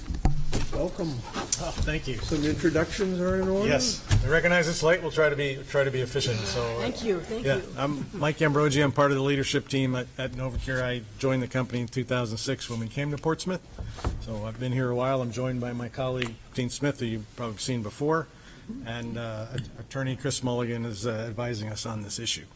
That's right. Yeah. So I think it might be helpful for me just give you just 1 minute of context around what this is all about. You know, this building plays an important role in our company, right? It's going to serve as our North American headquarters. It won't replace the current buildings that we have over on Commerce Way. Those are going to continue to be utilized as our operations center for the United States, our warehouses there and call center and other things. You know, the flagship will be our corporate presence for North America, where visitors will come from, you know, around the country, potentially around the world. The physicians will come to learn about our treatment and how they can incorporate into their practice. Employees will come to get training and other things and other meetings that we might have. We hope to use the building for other purposes as well, you know, such as community meetings and events. I'm on 4 nonprofit boards. They've all have expressed interest in, you know, having meetings there at the building. So all that being said, you know, the frontage on Vaughan Mall, our goal there is to try to connect Novacure to the community, right? To explain who Novacure is, what we're doing, and also to celebrate, you know, the community that we're operating in. We like to do something unique. It's a unique space, right? Taking over that retail storefront that, you know, quite frankly didn't look so great back when it was painted white and all of that. And but it's, you know, it's facing a brick wall on the other side. Right, there's no automotive traffic that comes by there. You won't be able to view it from the street, only pedestrian traffic really. There's a significant frontage there, so we have an opportunity to engage pedestrians for quite a bit of time as they walk by. So we'd like to take that opportunity to try to connect, to help showcase the diverse identity of Portsmouth, you know, not just as a historic city with arts and restaurants, but that it's a tech center and, you know, significant life science advances are being made here, just to kind of get that message across. And we want to do something tasteful that the community can be proud of. You know, more art than signage, I think, is how we're looking at it, you know, to tell a story. So we envision this series of screens that are changing and telling that story as people walk by. It can be dynamic and change with the times, but this requires kind of a different way to look at this, and that's why we're just here for advice, right? Because we know this is a big ask. Right, it clearly is not in accordance with the ordinance. It's an animated sign. It's internally lit. We get that. It's in that 8 big windows there, and so we're just looking for advice about how can we accomplish our goals of trying to connect Novacure to the community, but still be consistent with what you see the historic district, what it means and what it means to Portsmouth. So that's the goal. So we can step through what we're proposing, if that's helpful, or if you had any initial comments or questions, we're happy to take those too. So thank you for asking. Yeah. You know, Yeah. That's very, very good. Yeah. I think, you know, we should go over what you're proposing, okay. however. Great. So I can do that. Again, my name is Dean Smith. I'm the Associate Director of North American Facilities for Novacure. I've been with the company for over 12 years. I thought just to jot down memory lane, this is what started a few years ago of what the Cabot House used to look like. Yeah. And when we purchased the building, it had already been approved for the changes to the scope and to have the 8 large windows, which was really in design for a retail store, right? Not really an office building that we have. So we have the challenge of how do we keep what is currently approved but get our message across. And that's really what we're trying to do here. So as you look on the first page of the proposal, the idea is to put screens in each one of these windows. 65-inch TV, and per the signage criteria, it meets the square footage of what we're allowed per the linear footage of the frontage. So we meet that specification, but where the challenge is because we're looking to have it animated and illuminated. What we can do is and the goal is to adjust the pictures throughout the day. Now, if you'll permit me, I do have a quick video of what it would potentially look like, if you're interested. And that would probably be helpful, kind of understanding what this, what do we mean there? It's not, we're not flashing things, we're not telling people, come inside and get your brain cancer treatment, right? That's not what it's about. We're not advertising treatment, It's, no. you know, it's really about who we are and what, and how we connect with Portsmouth. It's too bad we can't get Yeah, it's that too bad we on couldn't, there. So this is a sample of what the 4 TVs would look like if we're just focusing on one side. And if I could hit it without... So you can see that start with our mission statement. What is Novacure? Is going to scroll across, and then you'll be able to actually see our mission statement, and it'll slowly illuminate up on each screen. It'll start at the beginning and move to the center screen and work your way across. So it will give you kind of that animation that we're talking about, so that we'll start with the what is Novacure, and then we can go into other things of, you know, some history of Portsmouth. We actually put some of the pictures of some of the 400 celebration that we're doing around the city, so we can do some updates about that. So not only what is Novacure, but give it a little bit of history of Portsmouth as well at the same time. And so on other pages on here, if you kind of switch, you'll see that's what, right there, you're looking at the top screen, is that we're going to be able to kind of give the history, not just the mission of Novacure, but kind of what's coming up, different treatments that we're working on, some clinical trials, so we can give a little bit more information. And then if you go to the next page, you'll see that we're able to change the colors depending upon the time of day. So we can shut this off at night, because I know typical signage is supposed to be, from 6 a.m. to 11 p.m. So we can turn this on and off depending on the time of day. We can slow it down so that it doesn't look as animated or cartoonish as you would think. And we can change the colors so that it's not glaring and blinding as you're walking down. And again, I think the best point of it, this is a pedestrian way as opposed to in the main traffic, so it's not going to be glaring to traffic in the street. So we're not, it's not Times Square. We really, that's not our intent at all. No right? stock. No stock ticker or anything No, like that. we're not going to have a ticker on the bottom. We'd like to have a series of images, you know, instead of being limited to 8 images, which we could put 8 images up there and they're stagnant. We'd just like to do something a little more dynamic if it's possible. So when we look at these things, if we don't look actually at the TV screens, we're looking inside of a sterile box of a room that you've constructed behind the windows? We're going to do we're going to work really hard to make that look really nice. So that's It's not my purview, though. We've hired some museum designers coming out of Boston. They've done a lot of these kinds of work. They've done a lot of work in Kendall Square. They've done a lot of museum work around the country, and they're helping us build out this front so that it looks presentable. Yeah, okay. So, yeah, But I mean, but it's not empty. It's not just empty. Well, with a but screen. in terms of a building, Yeah. when we look in buildings, we see the interior of them. Yeah. When we look in this, it's like looking inside an envelope that somebody's put your birthday card in. It's just a damn white envelope. It's doesn't mean anything. You don't see any people in it. You don't see any wares, anything at all. As you walk down the Worth Lot side, you will, because there are still 6 large windows of this style down the Worth Lot, and we're reconfiguring a sidewalk within the first 5 feet of the building and reconfiguring the parking lot right there. So you will have that. We're going to have our human factors lab on the first floor on that level. Yeah, it's going to be a research lab right inside the window there. It's going to look super interesting. no, that's from pretty that side. scary, But, you know, so what are we to do?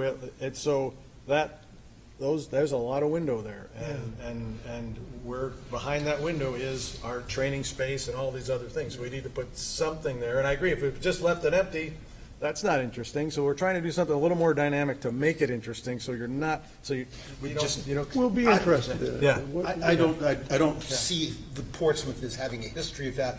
Go through Boston, you see the big storefronts, and people actually do your dressing and make things that are interesting for people to look at. Yeah. But we don't have that here in town. It's much different, much Yes. closer, much more personal sort of thing. And Much smaller. yeah, Yeah. and 8 widescreen TVs that aren't showing football games just seems inappropriate. Yes. Can you think of some way to accomplish our goal and accomplish what you'd like to see? Can you think of any way to converge these two things? Is there an overlap somewhere? That's what we're looking for. We don't know. I can think of an overlap, and I can think of something that unfortunately would counter what Dave's been saying. They are within their rights to just place curtains on the inside of these windows We could have. that totally cover the windows. Every window can be just a piece of fabric hanging down. Yeah. That's certainly within their rights to do, and then you're not going to see anything. Yeah, that's not the goal, obviously. No, I understand. No, I'm just saying what David is saying. What are you going to see on the inside? That they actually do have a right to block that off. We want to activate the streetscape, obviously, and make it something that is And this interesting. original design is to put it right against the window, but would it be more appealing if it was Yes. recessed in a little bit?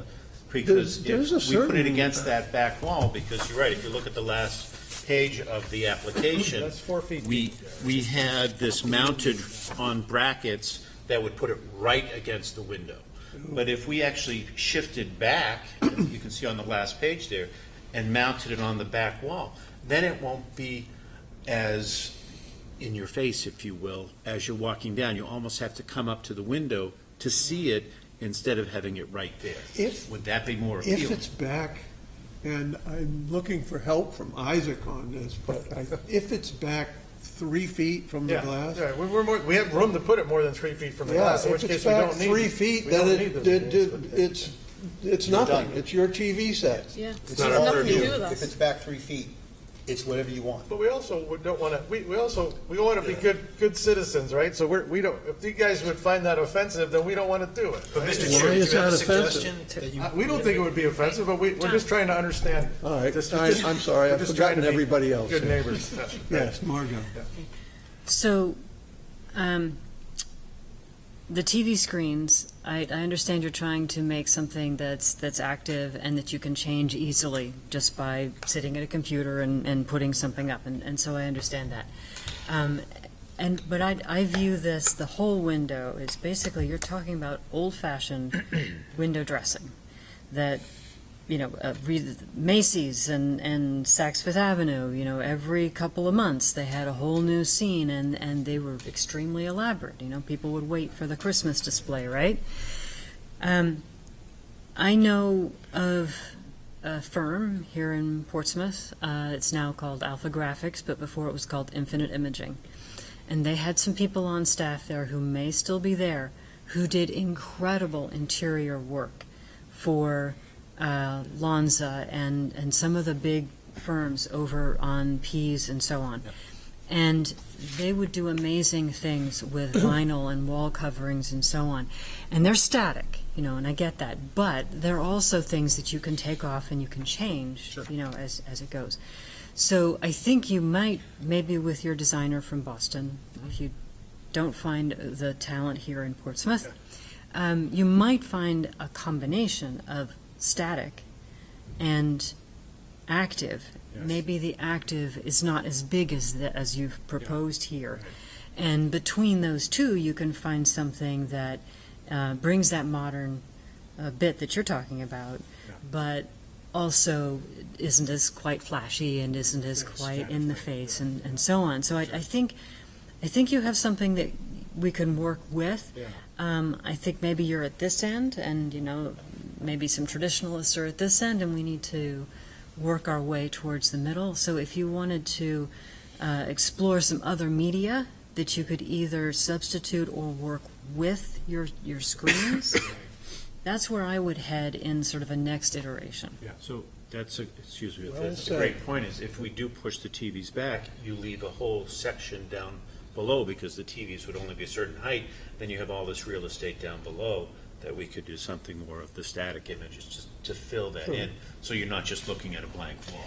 Or even just whatever it is that you have behind these screens, because you have to have some division between your meeting rooms and the street. So you're going to have a huge Well, wall. it's a wall. It's Anyway. You can see it's a 4-foot deep closet essentially. Yeah, basically. To So, your point, yeah, Mr. so Adams, it's an empty space there, right? So we got to make that look attractive somehow. Yeah. Right? We don't want it to be look like an empty space any more than you do. And you don't want to see the back of the TV sets. No, you don't. Yeah. Right. I would recommend working with some widescreen print. Thanks for coming to ask for our advice. Appreciate it. I think what David Adams is suggesting is something that could be achieved. You may not want us to be seeing what's beyond that wall, Yeah. but if you have a translucent wall system that obscures what's behind the wall, but you still see activity, you still see an occupied space with things changing beyond it, it gives a sense that it's occupied. It doesn't look as sterile. We do want to avoid this sort of what's Blade Runner kind of aesthetic. Yeah, I understand. I didn't see that coming at all. But I think if you did that, if you had an obscured panel, a glass of some sort, it would have that effect of, hey, here's an occupied space, they're doing stuff in there, you can't see it, Sure. but you sense that it's going on. That's an interesting suggestion, and be aware that and around the corner is going to be the main entrance for the building, and in there you'll be able to look in and you will see we're building a museum essentially in there, and you're going to see these kiosks with the history of our hardware over time, and the microscope where Professor Paulty first discovered how these fields work. It's all going to be in there, so that'll be interesting, and you'll be able to see a lot of things there. On the other side, there's that big brick wall. We left the former, if I may say it, the whale wall. There's a space there. Our intent there, we want to talk about that potentially sometime too, is that we would think about putting some kind of local rotational art on that wall if it's possible. We've talked to PMAC about that. They're very happy to support us on that. So that's just an idea. We're not ready to talk about that yet, but we'd like to do something like that. But maybe you're right. So do you want the building to look alive?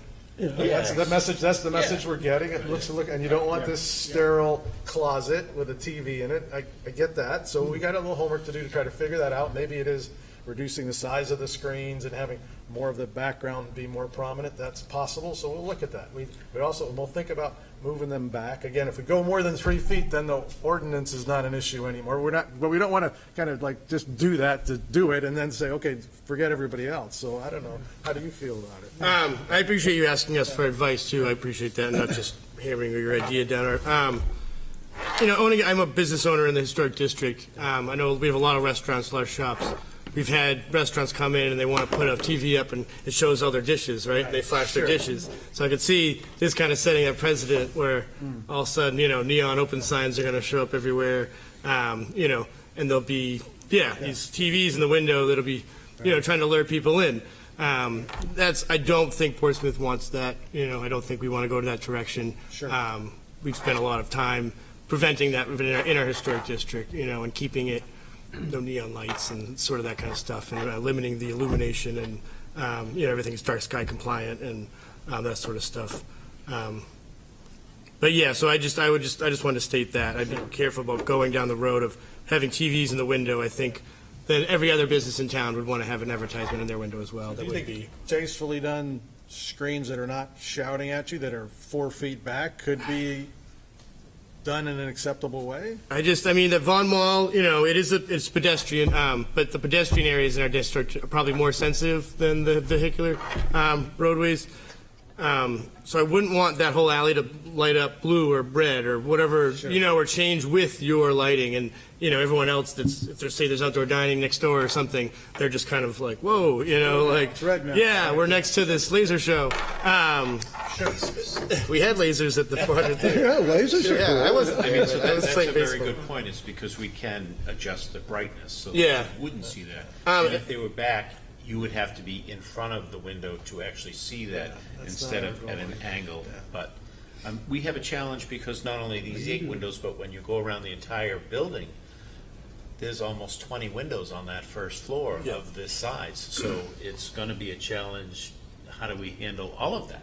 Yeah. You've got the main entrance, you've got the whole lot size is huge, the amount of windows in this building. If there was something that I know for certain, it's that people, when they're walking down the streets, look in windows to see what's going on. Yeah. It's a sport. In downtown, in residential neighborhoods, everybody waits for evening to come. You wonder why people are out walking around in the evenings. They're so looking they can see inside. inside people's buildings. It's what happens. And to capitalize on that is your challenge, obviously. But providing people something to look at will actually hold their eyes. So that's why we think if there's information being conveyed there, that will take advantage of the fact that they're looking in the building. That's just what we're trying to do. I have a question Yes. about what exactly we approve, because and maybe this is a question for Isaac, because you've got examples of what you could show up there and everything, and are we approving those designs? Because then you can change them and do it. Do you have to come back to us every time? You guys are a pain. It wasn't the approval of the design, it was approval of the concept. Okay, that's fine. I just wanted clarification. Because you're right, if we come back every time we change that, you'd be sick of seeing me. So, but really, my concern also is the illumination. Yeah. And I understand that you guys want to do it very tastefully. I don't think that you want to have like flashy stuff, but we can't control that, so we don't know. So my concern again is the lights, and I, can take you for your word that you're not going to make it super bright, but we're pretty far north, and it's dark here a lot in the winter. We've got a lot of dark time when people are still walking around. So it would just be so incongruous with the rest of our downtown to have one Something building bright, suddenly have these screens all over it where none of the other buildings do. So We don't want to light up on mall, that's what we're not trying to do. Think about it a little bit, you may have seen those frame TVs where when they're off, you're looking at a piece of art, right? Yeah. And they don't seem bright when they're in that mode. And our goal is to put pictures up there that are sort of like pieces of art, just that they change. Yeah. And, we don't have to have scrolling letters. We could say it's only images that change, and we could change their frequency so they're not changing all the time. They could change, once a minute or something like that. That makes it much more, just so you're not seeing the same things every time you walk by, but it doesn't look, it's dynamic by your, the standard is anything more than once a day is considered dynamic. It's dynamic by the standard, but it's not dynamic where you're watching it pop, pop, pop, pop, pop, like you're in Times Square. So maybe there's Or something to do with that. you could also say that we're like Salisbury Beach or something like that. We have to be careful with that, Yes, sure, yeah. That's it. And We want it to be, something that the community can be proud of, and that's why we come to ask for input. But we heard a lot of good comments tonight, and we have some homework to do, I think. on Music Hall's just down the way, so Yeah. you could bookend that. Yeah, we've talked to Music Hall folks, we've talked to the Mona folks and our friends at Jimmy's, and so they're all understand what we're trying to do and are rooting for us, so we're going to figure something out. Nice to meet you. Nice to meet you. So like I said, we're not really asking for approval, we're just asking for input, so we're going to go, work on a concept here and figure out what we can do, and then, if we do something that people really find offensive, we're committed to support the community, we'll change it, So don't worry about us putting something in there and say, okay, you know what, this is terrible, you're stuck with it, sorry guys, we moved it 3 feet and 1 inch back, you have nothing you can do about it, we're not going to do that, so. We appreciate that. Yeah. And we could also Certainly like they could put advertisements in there for Yeah. something like We can Pepsi teach people Cola. what furniture store, they had big banners that the rugs were for sale, the chairs were We're for not going to sale. put our device there and try to sell it, because that's not their No, intent. that's not. But we could explain to people what are tumor treating fields, the fact that you can stop cancer cell growth with an electric field is something that people might find interesting. It's Yes. happening right But here I in also like the Portsmouth, right? concept when you're looking in that building, seeing stuff what's behind. Yeah, that translucent is a good idea. It may be hard to execute. We got to think about that. but There's a yeah. lot of great materials out Okay, there. so, Yeah, happy to draw from. Okay. I think you've gotten some opinions, Yeah. and so Appreciate the feedback. you'll Yeah. be back for We another. appreciate the input at 10 o'clock at night. We're really That's all right, that's okay. What was We're not the done yet. orange and the yellow? What were you trying to do there? Well, The it's whole just window would light up? You would just around change it, the or- color of the screen. So as the video I showed you was in blue, we can change that color depending on the time of day. And actually, one of the last pages was showing a kind of a gradient of how it could start in the morning as a darker color, and then as you get towards the middle of the day, had a it cup of lightens up, coffee and then it and gets all darker in the evening. Is that the screen have or the and whole back- changes the screen itself? Yeah, that picture, you're absolutely right. But if you scroll down, nope, you're right. The same thing here, you got Challenges that you didn't expect. But no, we would definitely not backlight it. That's all right. We're all in on this. We're all in on this. Okay, is there anybody out in the public? I see one man here. Is there anybody that would like to speak? It's Larry. Oh, that's Larry. I haven't even met all of you yet. I haven't met you. Right, Yes. yeah. This is our, Okay, hi. All right, I'll say one thing. Yeah. I'm the new guy coming into HDC, and I wanted to thank John and all of you for inviting me to join you, and I'm really looking forward to it, so thank you. A lot of interesting things said tonight on all the different topics. I would throw this out to Novacure. A lot of people don't necessarily know what Novacure is, and I was looking it up tonight, reading about you guys, and you've got a wonderful mission, and what you're doing is cutting edge. It's fantastic.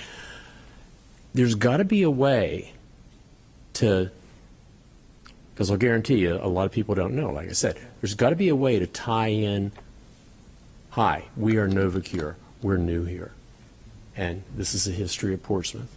There's got to be a way to tie those things together, and maybe the solution is you got 8 windows, maybe you have different themes in different windows. A couple windows like this is Novacure, a couple windows with like this is what's going on in Strawberry Bank this month. This is what's going on in Prescott Park this summer, right? You could just vary it, and it could be, that would actually draw attention to your building because you would be like a news outlet for the community. And you could also have a screen there saying, this is us too. You've got headquarters in the U.S., you've got facilities in Switzerland, you've got facilities in Haifa. You could also throw some background scenes in. I've never been to Haifa. I've seen the pictures. I've been to Israel, not to Haifa. It's beautiful. You could throw in some of those scenes. You could throw in some scenes of Switzerland. And you could tie it all together with the history of Portsmouth. But you wouldn't have 8 screens. And you wouldn't necessarily have, you wouldn't necessarily have 8 windows the same, and you wouldn't necessarily have 8 TV screens. But you could find a way to tie your history to our history. Those are good comments, and that's exactly what we're trying to do is tell the story of who Novacure is and connect it to Portsmouth. We're supporting a lot of things in town. We're big supporters of Families First, Crossroads House. I understand. Music Hall. So we You're can doing great. we can emphasize all those things in Yeah. these pictures. So You could. You're right. We can, It doesn't have to be one giant thing. Yeah. No. Yeah. Yeah. Maybe we go away from the wavy stuff. It's really just images of, Yeah. of important things that people might want to see. Yeah. So okay, we're learning. Okay, so you'll be back. Continue the work session to next month. Indeterminate time, or do you want to come back? Indeterminate, because we won't have anything. I hope to be here next month to talk to you about the pavilion. We should have the final design for your review on that, since we got the approval from the VOA for the variance. So that's my next submission to you. So All you'll right. see me for that, but this, we don't have a time frame on just yet. The building should be live in January. We're hoping to have this figured out so it can be installed by January. So we're on a kind of a tight timeline to figure this out, but we can't tell you when we're going to be back. So. That's okay. We'll see you Yeah. when we see you. All right. Yeah. Thank you very much. Thank you. All right. Thank you, guys. Okay. Thank you for your comment, Larry. Really quickly, Learned a lot don't, tonight. So don't go away, David. David, don't go yet. David, can you hear us? I'm sorry, I missed don't go away. Karen? Don't go away. Is this all? No, it's 4. There are 4 of them. Okay, 2 pages each. There's 4 of these. Yep. Okay, Just this is what? two pieces of paper for each person, their turn. Okay, so that's, there's 2 pages. Yeah, there you go. You got it. So we're going to have a 5-minute presentation. Oh, I'm hungry, so it better I know, be. I know. Okay, so we toured 11 properties, and there was a whole bunch of Larry, come up questions here. and criteria. Questions and criteria that everybody answered on a scale from 1 to 5. So this is the wrap-up.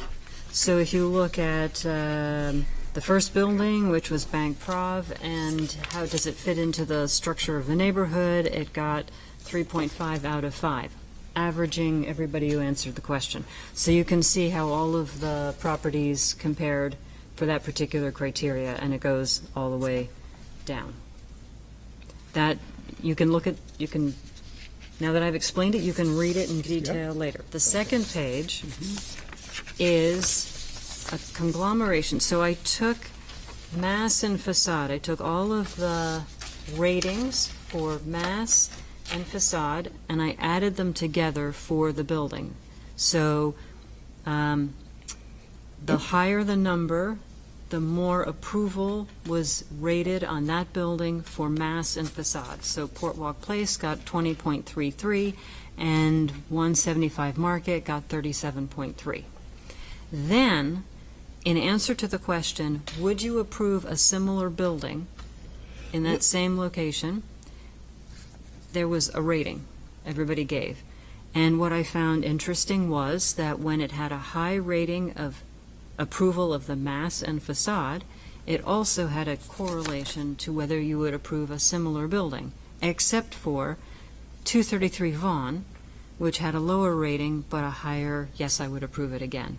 I don't know why, but I just wanted to point out that there was just this one oddity.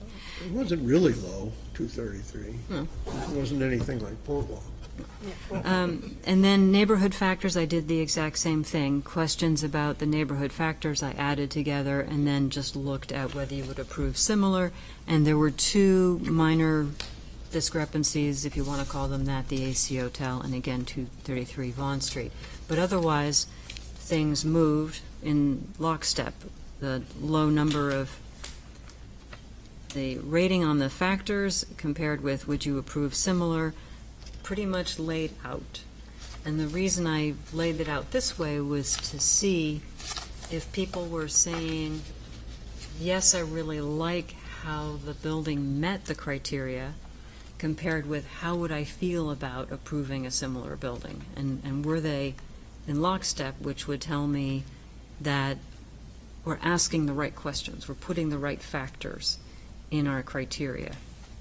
At least that's the way I read it. But I'm not an expert statistician. I think you are. I think you've done a lot of work here. That's Now, pretty impressive. If you would like, for anybody who filled out a survey, I can send you this exact same format, but all it will show you is your ratings and the average rating.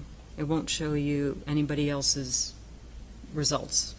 Just so that way you can see how you, because you've probably forgotten at this point how you rated your buildings, but you'll be able to see what you rated versus the average. If you want it, let me know and I'll email it to you. Just to continue the process, I would love that. Okay.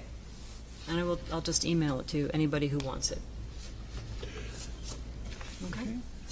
So I would like the floor for just a few minutes to also to address a problem that has come up recently with Kent Street, but it has been brewing for the last year or two, and that is actually goes back with me. It goes back to a house on Thornton Street about 6 years ago. And that is people coming in and purchasing a house and tearing it down and putting a new house in the middle of a neighborhood that has no context whatsoever to whatever's around it, and it's just sort of a thumb in the eye. We had a demolition committee, and somehow or another the city council passed in 2019, passed a change to the ordinance that established the demolition committee that basically just threw it away, basically. So what they said is if somebody has to go to the Board of Adjustment for this new house because of where they were placing it on their lot or how big it is as far as the percentage of coverage. If they have to go there for their new house, then their demolition is also part of that particular application. And so people are not aware that a house is going to be torn down because it's just mixed in with 10 other items that's on the BOA for a Tuesday night of, you know what I'm trying to say. And that's why I thought that the original demolition committee had a function. We did save Cary Cottage. Some people will question that, but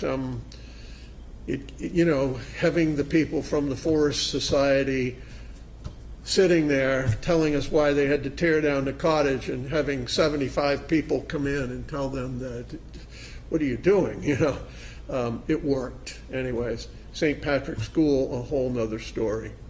And I think it was St. Patrick's School might have been some of the powers that be, some attorneys or whatever, that were able to basically eliminate the demolition commission.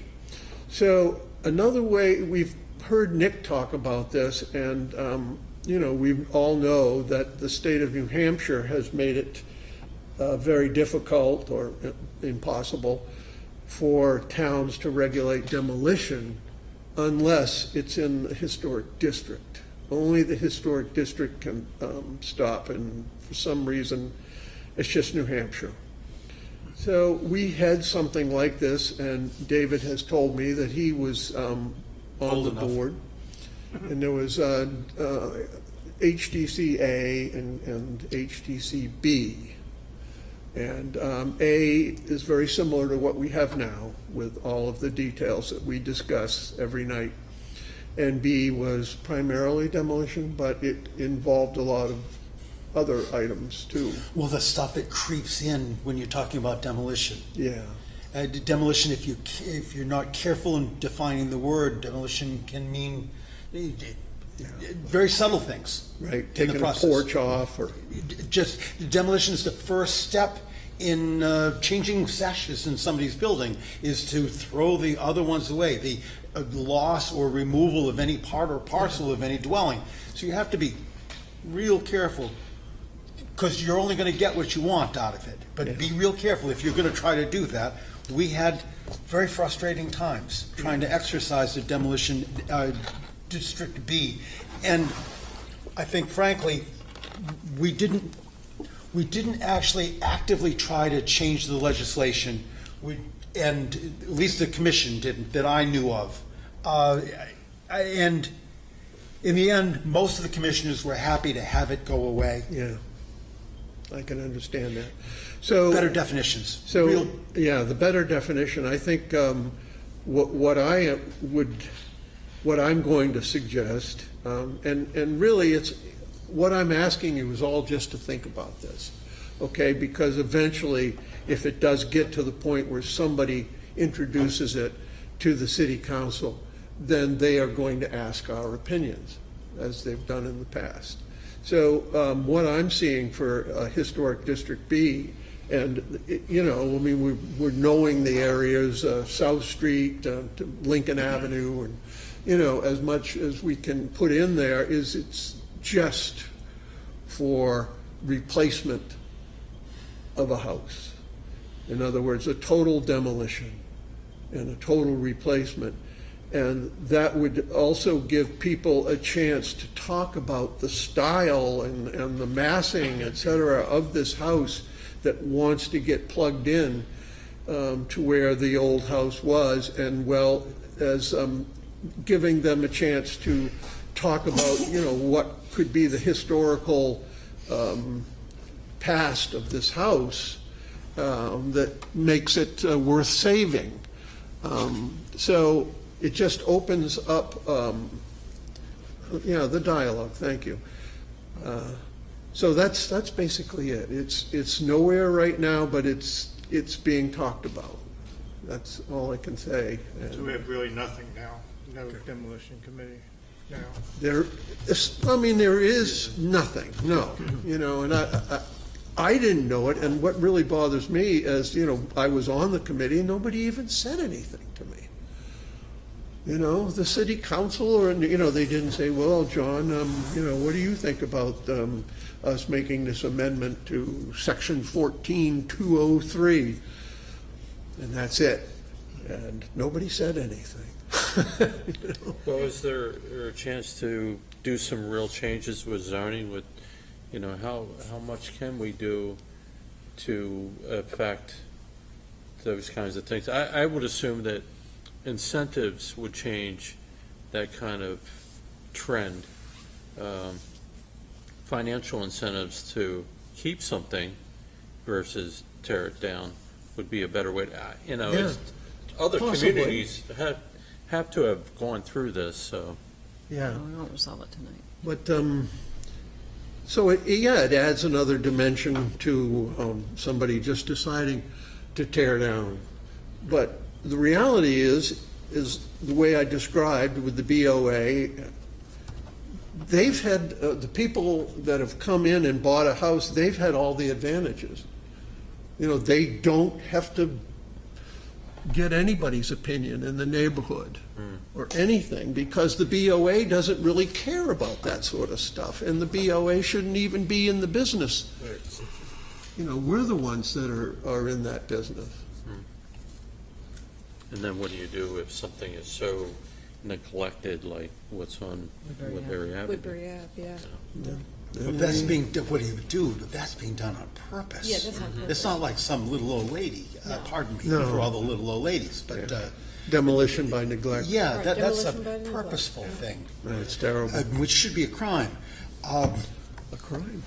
If I just can't, not to start out by thinking about what the bottom line is, but you mentioned the Cary Cottage, and just having that demolition committee provided a place where those 75 people could come and speak and realize that they weren't alone in their concerns and become a powerful group that actually changed the direction of things. Even if you had no useful set of rules that you could manipulate little things, to be able to take care of some big projects, to be a place, a forum for this conversation to take place. It was a forum. Yeah. That was the whole idea. If you have no other teeth or usefulness, just providing a forum is a useful thing. So we would be providing a forum for a tear down in the middle of somewhere. Yeah, the guy who wants to tear down one wall of a building and replace it, and then No. tear down another wall of the building and replace it, that guy's always going to beat you to the mark. Yeah. Guy, I say. Yeah. As far as the financial incentive, I got a little garage, a rehabbed garage in the property in front of me that is currently, I don't know if it is for sale for a great deal of money. Such a large sum of money that I can't imagine you ever coming up with an incentive that would interest the people that were going to buy that and tear it down. Sure. Same with the economics of Kent Street, if the newspaper presented the facts correctly. So I really think you need more teeth than a carrot on the end of a stick. We're not in that stage anymore. The word on the street right now, and maybe you know much better than anyone else, is the millionaire rule in Massachusetts. Is putting, everybody that thinks they're going to be affected by that would rather put $30 worth of gas in their tank and drive north. That's right. So we're about to see another wave, I guess is my point. The tip of the spear, so to speak, and so we've got to figure out a way to blunt it a bit. Can you make tear down subject to historic review? If it's in the district. I don't want to keep talking about this at 10:30 at night, and I don't feel comfortable. If it's in the district, so the whole idea would be to expand the district. Right, no, right. I move to adjourn. Yes. Aye. Aye.